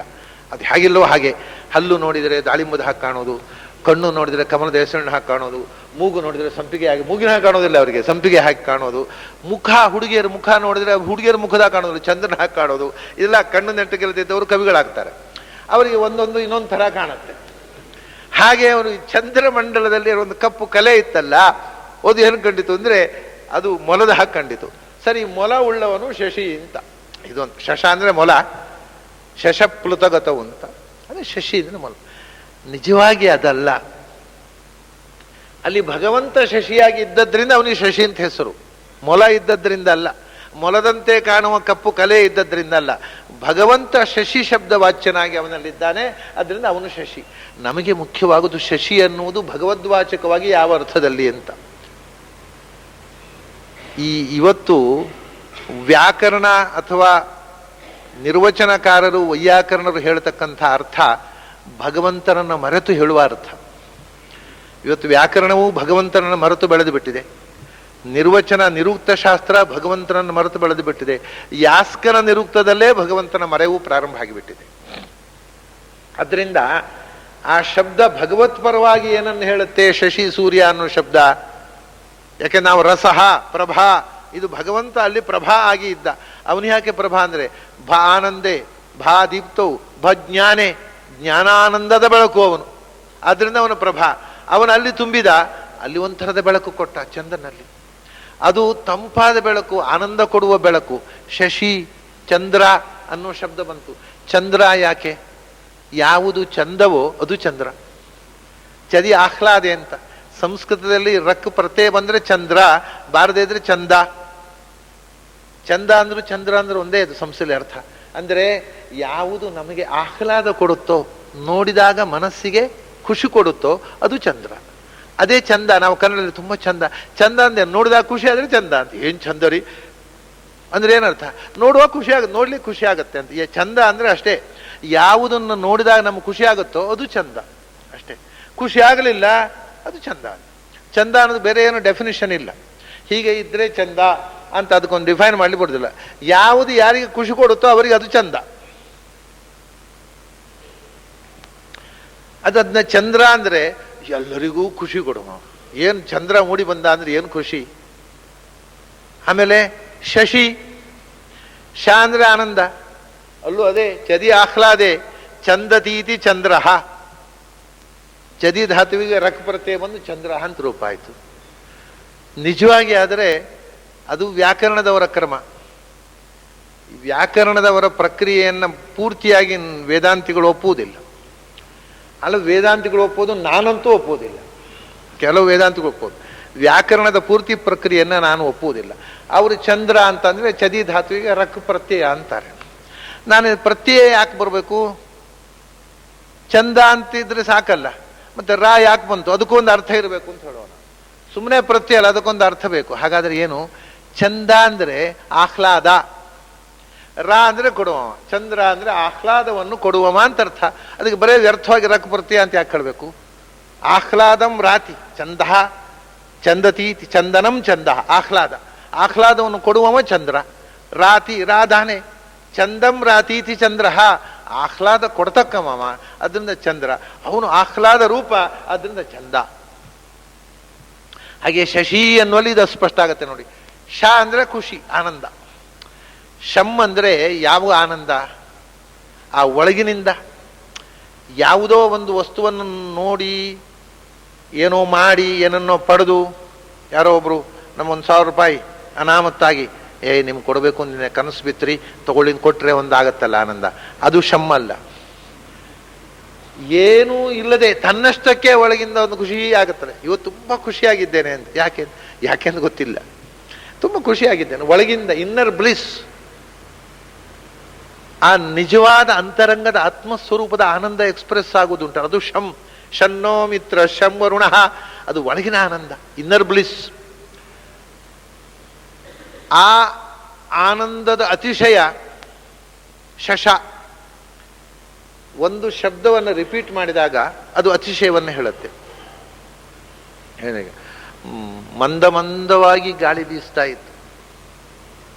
ಮಂದವಾಗಿ ಅಂತ ಹೇಳಿ ಸಾಕಲ್ಲ, ಮಂದ ಮಂದವಾಗಿ ತೀರ ಮಂದವಾಗಿ ಅಂದರೆ ಮಂದತೆಯನ್ನು ಅತಿಶಯವಾಗಿ ಹೇಳುತ್ತೆ.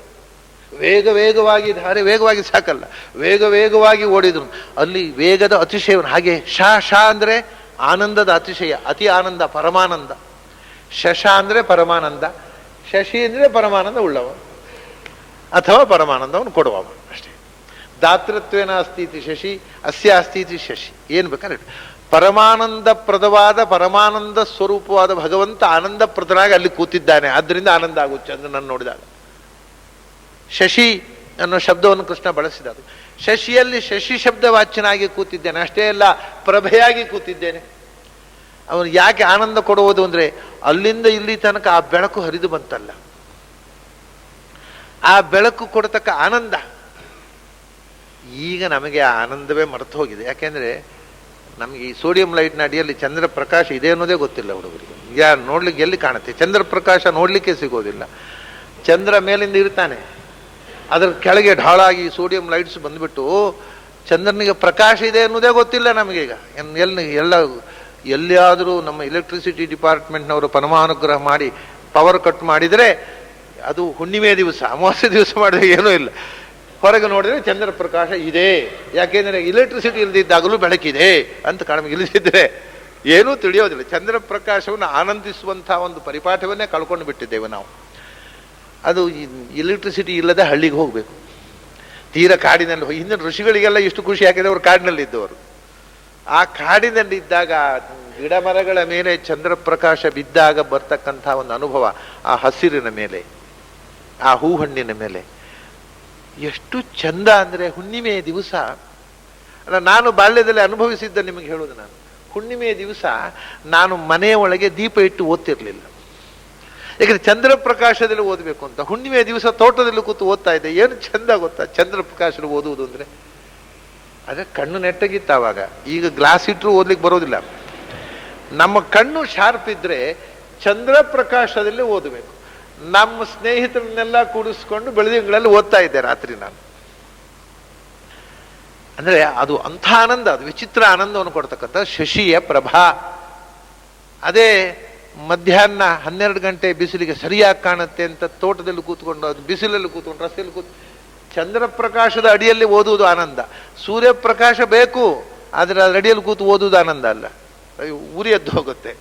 ಸರಿ, ಸೂರ್ಯ ಶಾಖ ಅಸಹ್ಯ, ಆದರೆ ಅವನು ಇಲ್ಲದೇ ಇದ್ದರೆ ನಮ್ಮ ಬದುಕೇ ಇಲ್ಲ. ಸೂರ್ಯನ ಬೆಳಕಿನಲ್ಲಿ ಸೋಲಾರ್ ಎನರ್ಜಿಯಾಗಿ ಕೇಶವನಾಗಿ ಆ ಕೇಶದಲ್ಲಿ ತುಂಬಿ ಪ್ರಭಾ ಆಗಿ ನಾನು ಸೂರ್ಯಚಂದ್ರರಲ್ಲಿ ತುಂಬಿ ಬೆಳಕು ಕೊಡ್ತೇನೆ, ಜೀವನ ಶಕ್ತಿ ಕೊಡ್ತೇನೆ, ದಾಹನ ತಾಪನ ಪಾಚನ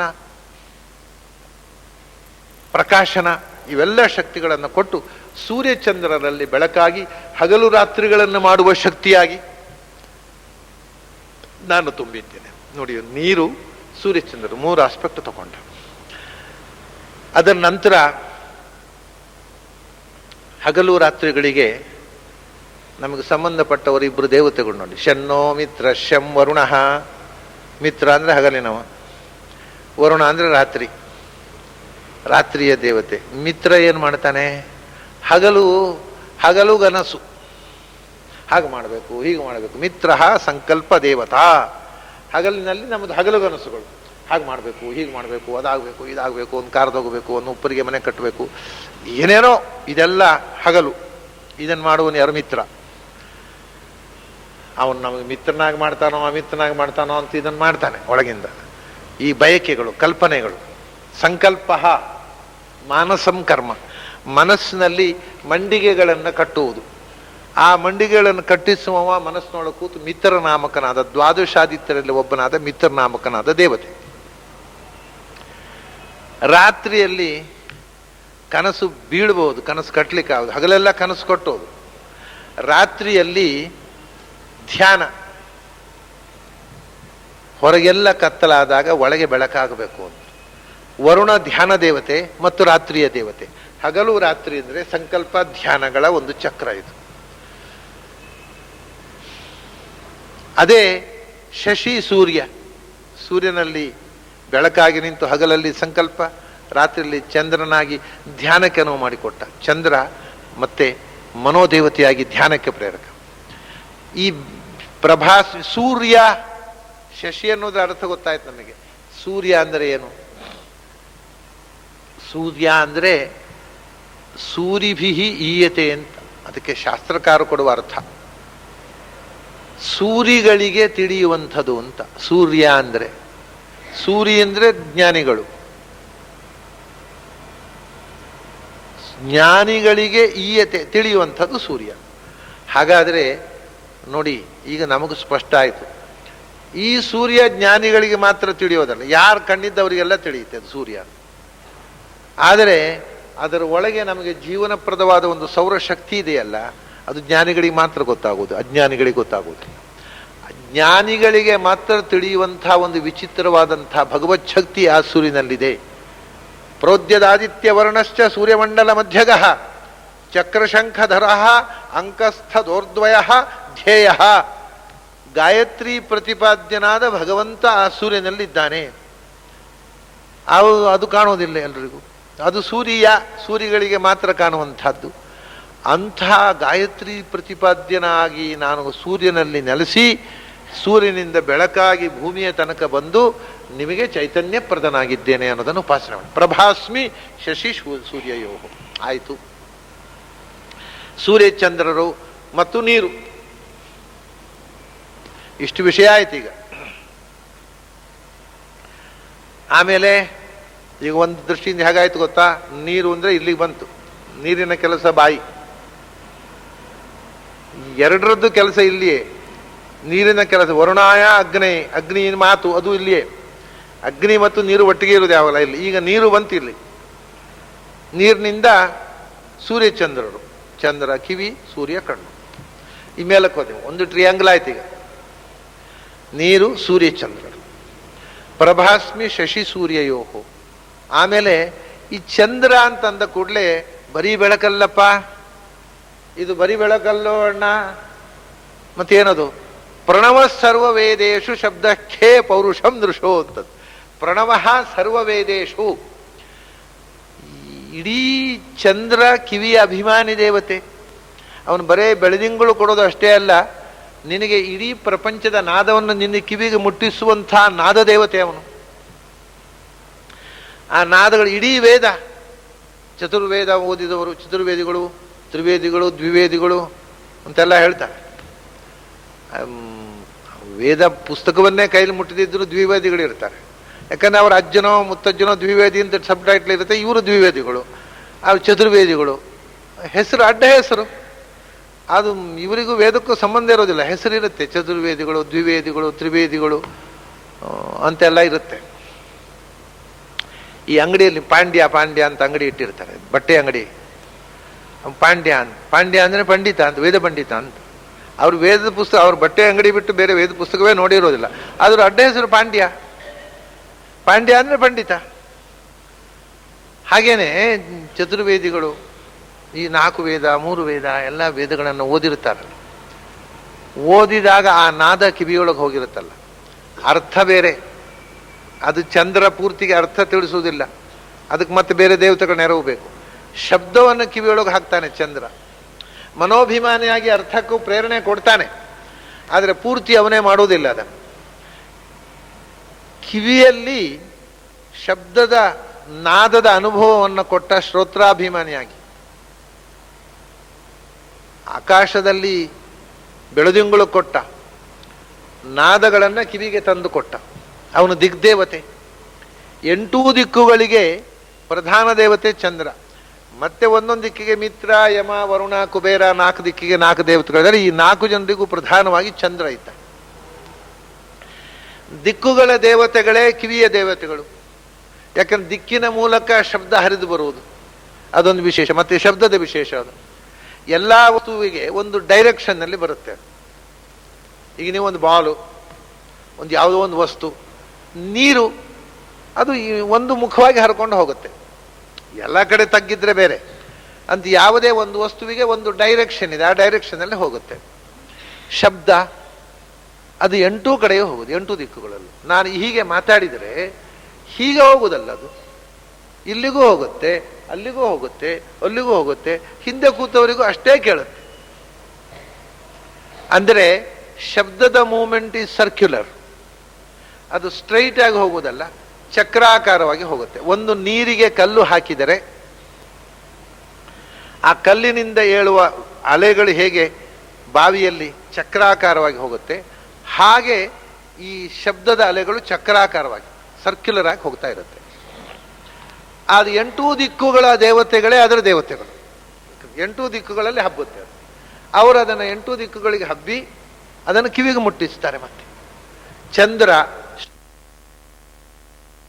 ಅದು ಪ್ರಣವ, ಅದರಲ್ಲಿ ಪ್ರಣವ ಶಬ್ದವಾಚ್ಯನಾಗಿ ನಾನಿದ್ದೇನೆ. ಸರ್ವ ವೇದೇಶು, ಸಮಸ್ತ ವೇದಗಳು. ಸಮಸ್ತ ವೇದಗಳು ಅಂತಂದ್ರೆ ಇವಾಗ ನಮಗೆ ಸಿಕ್ಕಿದ್ದಷ್ಟೇ ಅಲ್ಲ, ಅನಂತಾವೈ ವೇದ ಅಂತ ವೈದಿಕ ವಾಂಗ್ಮಯ ಎಷ್ಟು ಅಂತ ಲೆಕ್ಕ ಮಾಡಿದವರಿಲ್ಲ. ಒಂದೊಂದು ದ್ವಾಪರದಲ್ಲಿ ಒಂದಿಂದಿಷ್ಟು ಅದನ್ನು ಅಭಿವ್ಯಕ್ತಗೊಳಿಸಿ ವೇದವ್ಯಾಸರು ಕೊಟ್ಟದ್ದು ಎಷ್ಟನ್ನು ನಾವು ಇವತ್ತು ಹೇಳ್ತೇವೆ, ಅಷ್ಟು ಇವತ್ತು ಉಳಿದಿಲ್ಲ. ಯಾಕೆಂದ್ರೆ ವೇದದಲ್ಲಿ ಋಗ್ವೇದದಲ್ಲಿ 24 ಶಾಖೆಗಳು ಇದ್ದವು, ಯಜುರ್ವೇದದಲ್ಲಿ 101 ಶಾಖೆಗಳು ಇದ್ದವು, ಸಾಮವೇದದಲ್ಲಿ 1000 ಶಾಖೆಗಳು ಇದ್ದವು, ಅಥರ್ವವೇದದಲ್ಲಿ 12 ಶಾಖೆಗಳು ಇದ್ದವು. ಅಂದರೆ 1137 ಟೆಕ್ಸ್ಟ್ ಬುಕ್ಸ್, ಸಂಹಿತೆಗಳು. ಅದಕ್ಕೆ ಅಷ್ಟೇ ಬ್ರಾಹ್ಮಣಗಳು, ಆರಣ್ಯಕಗಳು, ಉಪನಿಷತ್ತುಗಳು, ಇಷ್ಟು ವ್ಯಾಪಕವಾದ ವಿಪುಲವಾದಂಥ ಒಂದು ವೈದಿಕ ವಾಂಗ್ಮಯ ಇತ್ತು. ಅವೆಲ್ಲ ಹೋಗಿ ಈಗೇನೋ ಕೆಲವು ಪುಸ್ತಕಗಳು ಉಳಿದಿವೆ, ಒಂದು 10-12 ಸಂಹಿತೆಗಳು, ಅದಕ್ಕೆ ಸಂಬಂಧಪಟ್ಟ ಬ್ರಾಹ್ಮಣ ಆರಣ್ಯಕಗಳು ಏನು ಸ್ವಲ್ಪ ಸ್ವಲ್ಪ ಉಳಿದಿವೆ. ಎಲ್ಲ ವೇದಗಳಲ್ಲೂ ನಾನು ವೇದ ಶಬ್ದವಾಚ್ಯನಾಗಿ ತುಂಬಿದ್ದೇನೆ. ನಾನು ವೇದಗಳಲ್ಲಿ ವೇದ ಶಬ್ದವಾಚ್ಯನಾಗಿ, ಸರ್ವ ವೇದಗಳಲ್ಲಿ ಸರ್ವವೇದ ಶಬ್ದವಾಚ್ಯನಾಗಿ ತುಂಬಿದ್ದೇನೆ ಅಂತ. ಯಾಕೆಂದ್ರೆ ವೇದ ಅಂದ್ರೆ ಏನು? ವೇದಯಂತೀತಿ ವೇದಾಹ, ತಿಳಿಸುವವು ಅಂತ, ಅರಿವನ್ನು ಕೊಡುವಂಥವು ಅಂತ. ಮತ್ತ ಸ್ಮೃತಿ ಜ್ಞಾನಮಪೋಹನಂಚಿ, ಎಲ್ಲರಿಗೂ ಅರಿವು ಕೊಡ್ತಕ್ಕವ ಭಗವಂತ. ಆದ್ರಿಂದ ಜ್ಞಾನಪ್ರದನಾಗಿ ಅವನು ವೇದ ಶಬ್ದವಾಚ್ಯನಾಗಿದ್ದಾನೆ. ಸರ್ವರಿಗೂ ಜ್ಞಾನಪ್ರದನಾಗಿ ಸರ್ವವೇದ ಶಬ್ದವಾಚ್ಯನಾಗಿದ್ದಾನೆ. ಸರ್ವ ಅಂದ್ರೆ ಪರಿಪೂರ್ಣ, ಸ್ವಯಂ ಪೂರ್ಣನಾಗಿ ಎಲ್ಲರಿಗೂ ಜ್ಞಾನಪ್ರದನಾದ್ರಿಂದ ಸರ್ವವೇದ ಶಬ್ದವಾಚ್ಯನಾಗಿ ಸರ್ವವೇದಗಳಲ್ಲೂ ಭಗವಂತ ನೆಲೆಸಿದ್ದಾನೆ. ಶಬ್ದಗಳ ಎಲ್ಲ ಶಬ್ದಗಳಲ್ಲೂ ಇದ್ದಾನೆ. ಯಾಕೆಂದ್ರೆ ಮೂಲತಃ ಎಲ್ಲ ಶಬ್ದಗಳು ಅಂತಂದ್ರೆ ನಮ್ಮ ಭಾರತೀಯ ಭಾಷೆಯನ್ನು ನೀವು ತಗೊಂಡ್ರೆ ಅಕಾರದಿಂದ ಕ್ಷಕಾರ ತನಕ 51 ಅಕ್ಷರಗಳು. ಆ 51 ಅಕ್ಷರಗಳೇ ತಾನೆ ಎಲ್ಲ ಶಬ್ದಗಳು. ನೀವು ಇನ್ನು ಎಷ್ಟೆಷ್ಟು ಡಿಕ್ಷನರಿಯಲ್ಲಿ ಎಷ್ಟು ಶಬ್ದಗಳಿರಲಿ, ಯಾವುದೇ ಭಾಷೆಯಲ್ಲಿ ಎಷ್ಟೇ ಶಬ್ದ ಇರಲಿ, ಅಲ್ಲಿ ಇರೋದು 51 ಅಕ್ಷರ ತಾನೆ. ಈ 51 ಅಕ್ಷರ ಬಿಟ್ಟು ಅದರ ಆಚೆಗೆ ಇಲ್ಲ. ಆ 51 ಅಕ್ಷರದಲ್ಲಿ ಭಗವಂತ 51 ರೂಪದಿಂದ ಇದ್ದಾನೆ. ಇದು ತಂತ್ರಶಾಸ್ತ್ರದಲ್ಲಿ ಬಂದಿರತಕ್ಕಂಥ.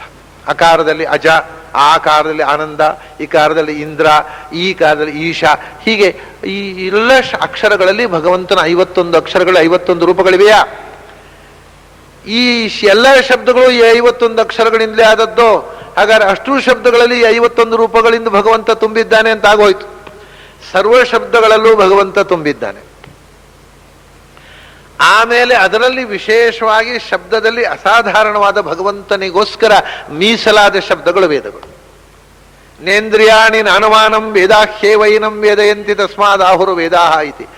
ವೇದಗಳು ಅಂತ ತಿಳಿಸುವಂಥವುಗಳು ವೇದದಲ್ಲಿ ಏನು ವಿಶೇಷ ಅಂದರೆ, ಯಾವುದು ಕಣ್ಣಿಗೆ ಕಾಣದ್ದೋ, ಯಾವುದನ್ನ ಲಾಜಿಕ್ ಪ್ರೂವ್ ಮಾಡಲಾರದೋ, ಪ್ರತ್ಯಕ್ಷ ಅನುಮಾನಗಳಿಂದ ತಿಳಿಯಲಾಗದ ಸಂಗತಿಯನ್ನು ತಿಳಿಸುವಂಥವುಗಳಾದ್ದರಿಂದ ಅವಳಿ ವೇದ ಅಂತ ಹೆಸರು.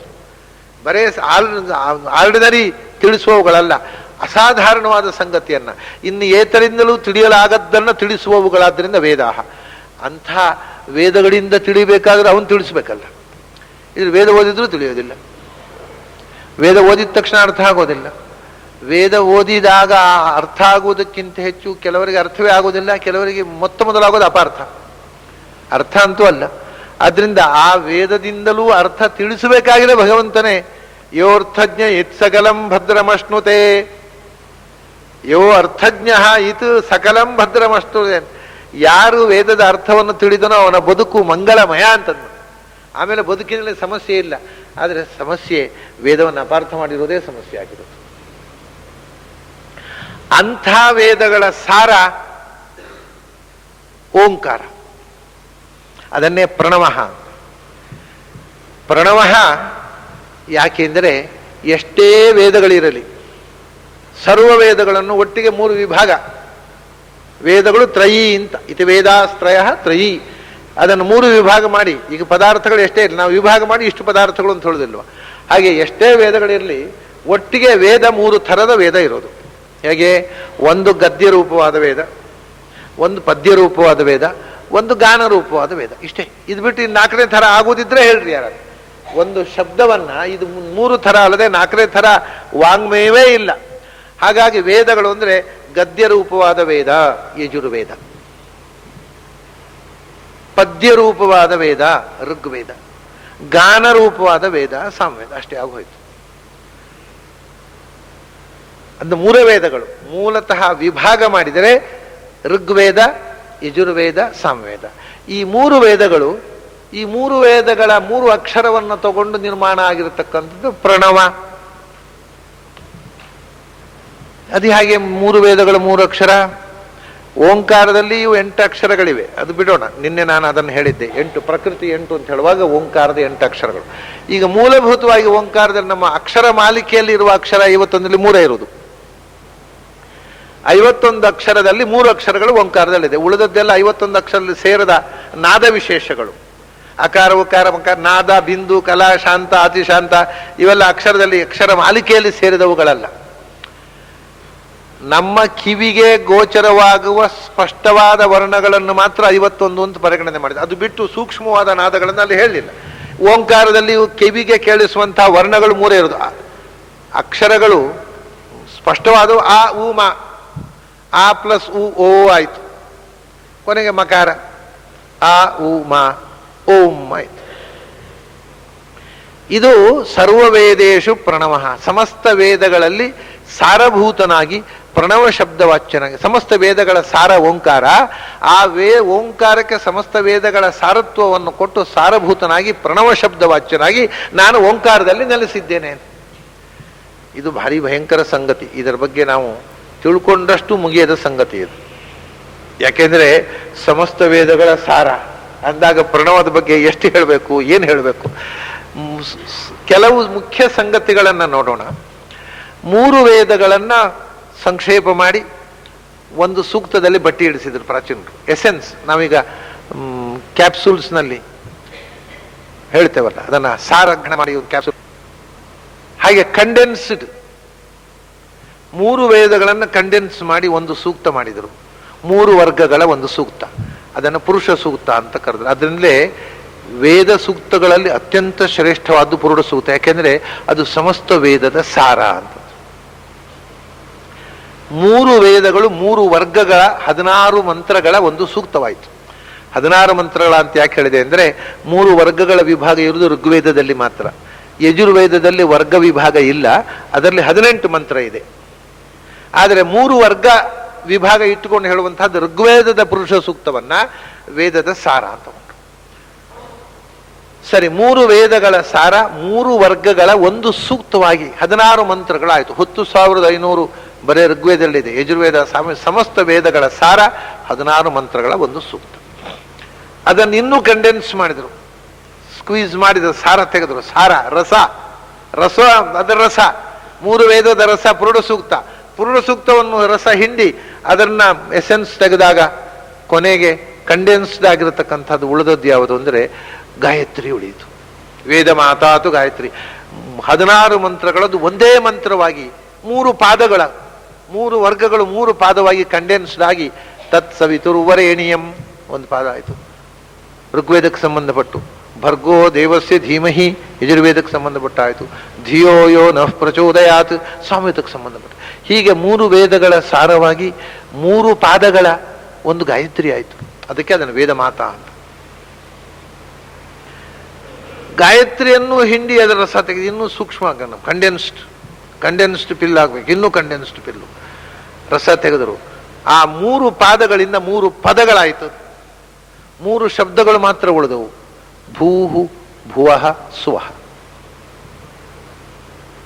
ಅದು ಗಾಯತ್ರಿಯನ್ನು ಕಂಡೆನ್ಸ್ ಮಾಡಿ 3 ಶಬ್ದ ಆಯಿತು. ಅದನ್ನು ಚತುರ್ಮುಖ ಸ್ಕ್ವೀಸ್ ಮಾಡಿ ಅದರ ರಸ ತೆಗೆದು ಇನ್ನೂ ಕಂಡೆನ್ಸ್ಡ್ ಆಗಬೇಕು ಅಂದ್ರೆ ಆ 3 ಶಬ್ದಗಳನ್ನು 3 ಅಕ್ಷರಗಳಲ್ಲಿ ಸೇರಿಸಿ ಒಂದು ಶಬ್ದ ಮಾಡಿದ. ಭೂಹು ಭುವಃ ಸ್ವಹ ಹೋಗಿ ಆ ಉ ಮಾ ಆಗಿ ಓಂ ಆಯಿತು. ಅಂದರೆ 3 ವೇದಗಳು 3 ವರ್ಗದ ಪುರುಷ ಸೂಕ್ತವಾಗಿ 3 ವರ್ಗದ ಪುರುಷ ಸೂಕ್ತ 3 ಪಾದದ ಗಾಯತ್ರಿಯಾಗಿ 3 ಪಾದದ ಗಾಯತ್ರಿ 3 ಪದದ ವ್ಯಾಹೃತಿಯಾಗಿ 3 ಪದಗಳ ವ್ಯಾಹೃತಿ 3 ಅಕ್ಷರಗಳ ಓಂಕಾರ ಆಯಿತು. ಸೊ ಈಗ ಈ ಕಂಡೆನ್ಸ್ಡ್ ಪಿಲ್ಲಿನಲ್ಲಿ 3 ವೇದಗಳ ಸಮಸ್ತ ವಿಸ್ತರವೂ ಇರಬೇಕು. ಅದನ್ನು ತಿಳ್ಕೊಳ್ಳೋದೇ ಓಂಕಾರದ ಉಪಾಸನೆ. ಹಾಗಾಗಿ ಸಮಸ್ತ ವೇದಗಳ ಸಾರವನ್ನು ತುಂಬಿದ ಮಹಾಮಂತ್ರವಾಗಿ ಪ್ರಣವ ಯಾಕೆ ಆಯಿತು ಅಂದ್ರೆ ನಾನದಲ್ಲಿ ನಾನದು ಕೂತೆಪ್ಪ ಅಂತ ಶಕ್ತಿಯಾಗಿ. ಏನದು ಇದೇನು? ಅಕಾರ ಅನ್ನೋದು ಋಗ್ವೇದಕ್ಕೆ ಸಂಬಂಧಪಟ್ಟದ್ದು, ಉಕಾರ ಯಜುರ್ವೇದಕ್ಕೆ ಸಂಬಂಧಪಟ್ಟದ್ದು, ಮಕಾರ ಸಾಮವೇದಕ್ಕೆ ಸಂಬಂಧಪಟ್ಟದ್ದು. ನೀವು ಹೇಳೋದು ನಾವು ಕೆನೆ ತಟ್ಟಿಕೊಳ್ಳೋದು ಆಯ್ತಲ್ಲ. ಏನು ಸಂಬಂಧ? ಅಕಾರಕ್ಕೂ ಋಗ್ವೇದಕ್ಕೂ ಏನು ಸಂಬಂಧ? ಏನು ಋಗ್ವೇದದಲ್ಲಿ ಅಕಾರ ಮಾತ್ರ ಇರೋದು? ಆದಿಂದ ಕ್ಷ ತನಕ ಎಲ್ಲ ಅಕ್ಷರಗಳು ಇವೆ. ಯಜುರ್ವೇದದಲ್ಲಿ ಉಕಾರ ಮಾತ್ರ ಇರುವುದಾ? ಎಲ್ಲ ಇದೆ. ಸಾಮವೇದದಲ್ಲಿ ಮಕಾರ ಮಾತ್ರ ಇರೋದಾ? ಎಲ್ಲ ಇದೆ.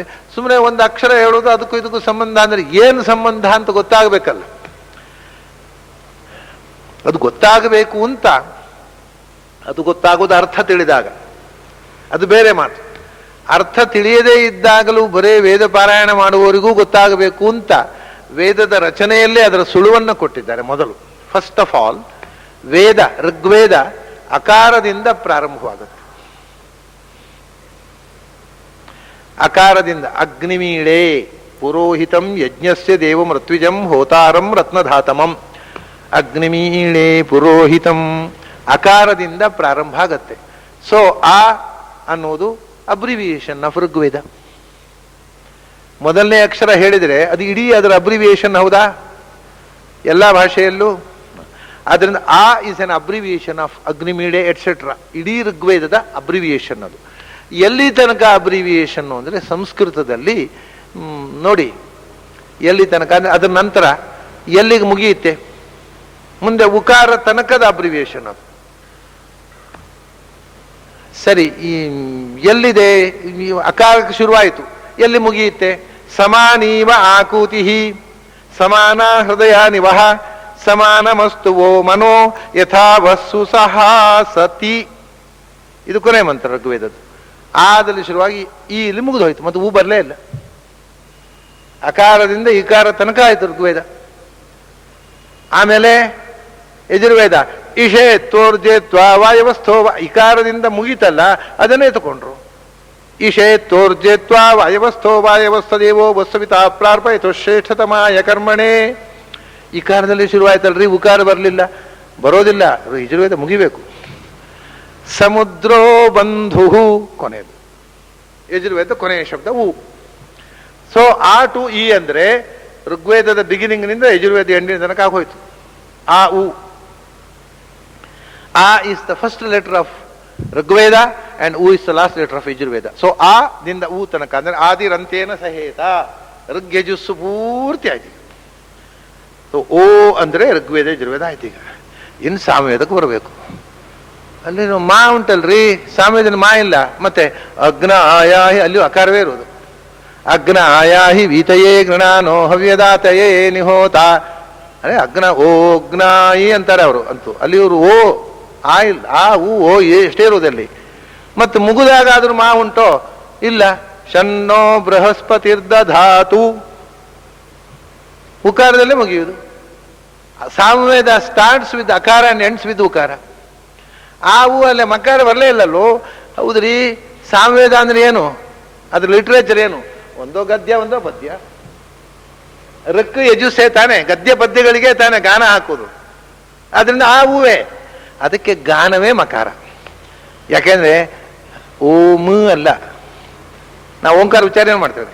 ಹರಿಹಿ ಓಂ, ಇದು ನಾದ. ಮಕಾರ ನಾದ ಸಂಗೀತ, ಅದು ಸಾಮವೇದ. ಹೀಗೆ ಓಂಕಾರದಲ್ಲಿ ಇಡೀ ವೇದದ ಅಬ್ರಿವಿಯೇಷನ್ ಅನ್ನು ಕೊಟ್ಟು ನಮಗೆ ವೇದವನ್ನ ಗುರುತಿಸುವಂತಹ ಒಂದು ಮಾರ್ಗದರ್ಶನ ಮಾಡಿದರು. ಆ ಅನ್ನೋದು ಅಕಾರದ ಮೊದಲನೇ, ಋಗ್ವೇದದ ಮೊದಲನೇ ಅಕ್ಷರ. ಉ ಅನ್ನೋದು ಯಜುರ್ವೇದ ಕೊನೆಯ ಅಕ್ಷರ. ಅದನ್ನ ಆ ಟು ಉ ಅಂದ್ರೆ ಋಗ್ವೇದದ ಪ್ರಾರಂಭದಿಂದ ಅದು ಯಜುರ್ವೇದ ಕೊನೆ ತನಕ ಆಯ್ತು. ಮಾ ಅಂದ್ರೆ ಮ ಸಂಗೀತ. ಆ ಮ ಸಂಗೀತ ಸೇರಿದಾಗ ಸಾಮವೇದ ಆಯ್ತು. ಸೊ ಓಂ ಅನ್ನುವ ಅಕ್ಷರ ಅದು ಪ್ರಣವ. ಪ್ರಣವ, ನವ ಅಂದ್ರೆ ಸ್ತೋತ್ರ ಸಂಸ್ಕೃತದಲ್ಲಿ. ನವ ಅಂದ್ರೆ ಹೊಸತು, ನವ ಅಂದ್ರೆ 9, ನವ ಅಂದ್ರೆ ಸ್ತೋತ್ರ. ನುಸ್ತುತವು ಪ್ರಣೌತೀತಿ ಪ್ರಣವ. ಭಗವಂತನನ್ನ ಸ್ತೋತ್ರ ಮಾಡುವಂತಹ ಮಂತ್ರಗಳಲ್ಲೇ ಅತ್ಯಂತ ಪ್ರಕೃಷ್ಟವಾದದ್ದು ಪ್ರಣವ. ಇದಕ್ಕಿಂತ ದೊಡ್ಡ ಸ್ತೋತ್ರ ಮಾಡುವ ಶಬ್ದವೇ ಇಲ್ಲ ಪ್ರಪಂಚದಲ್ಲಿ. ಅದಕ್ಕೆ ಪ್ರಣವ. ನವ ಅಂದ್ರೆ ಸ್ತೋತ್ರ ಮಾಡುವ ಶಬ್ದ, ಪ್ರೇಯರ್. ಈ ಪ್ರಕೃಷ್ಟವಾದ ಪ್ರೇಯರು ಪ್ರಣವ. ಭಗವಂತನನ್ನು ಸ್ತೋತ್ರ ಮಾಡತಕ್ಕಂಥ ಸಂಗತಿಗಳಲ್ಲೇ ದೊಡ್ಡದು ಪ್ರಣವ, ಅದು ಓಂಕಾರ.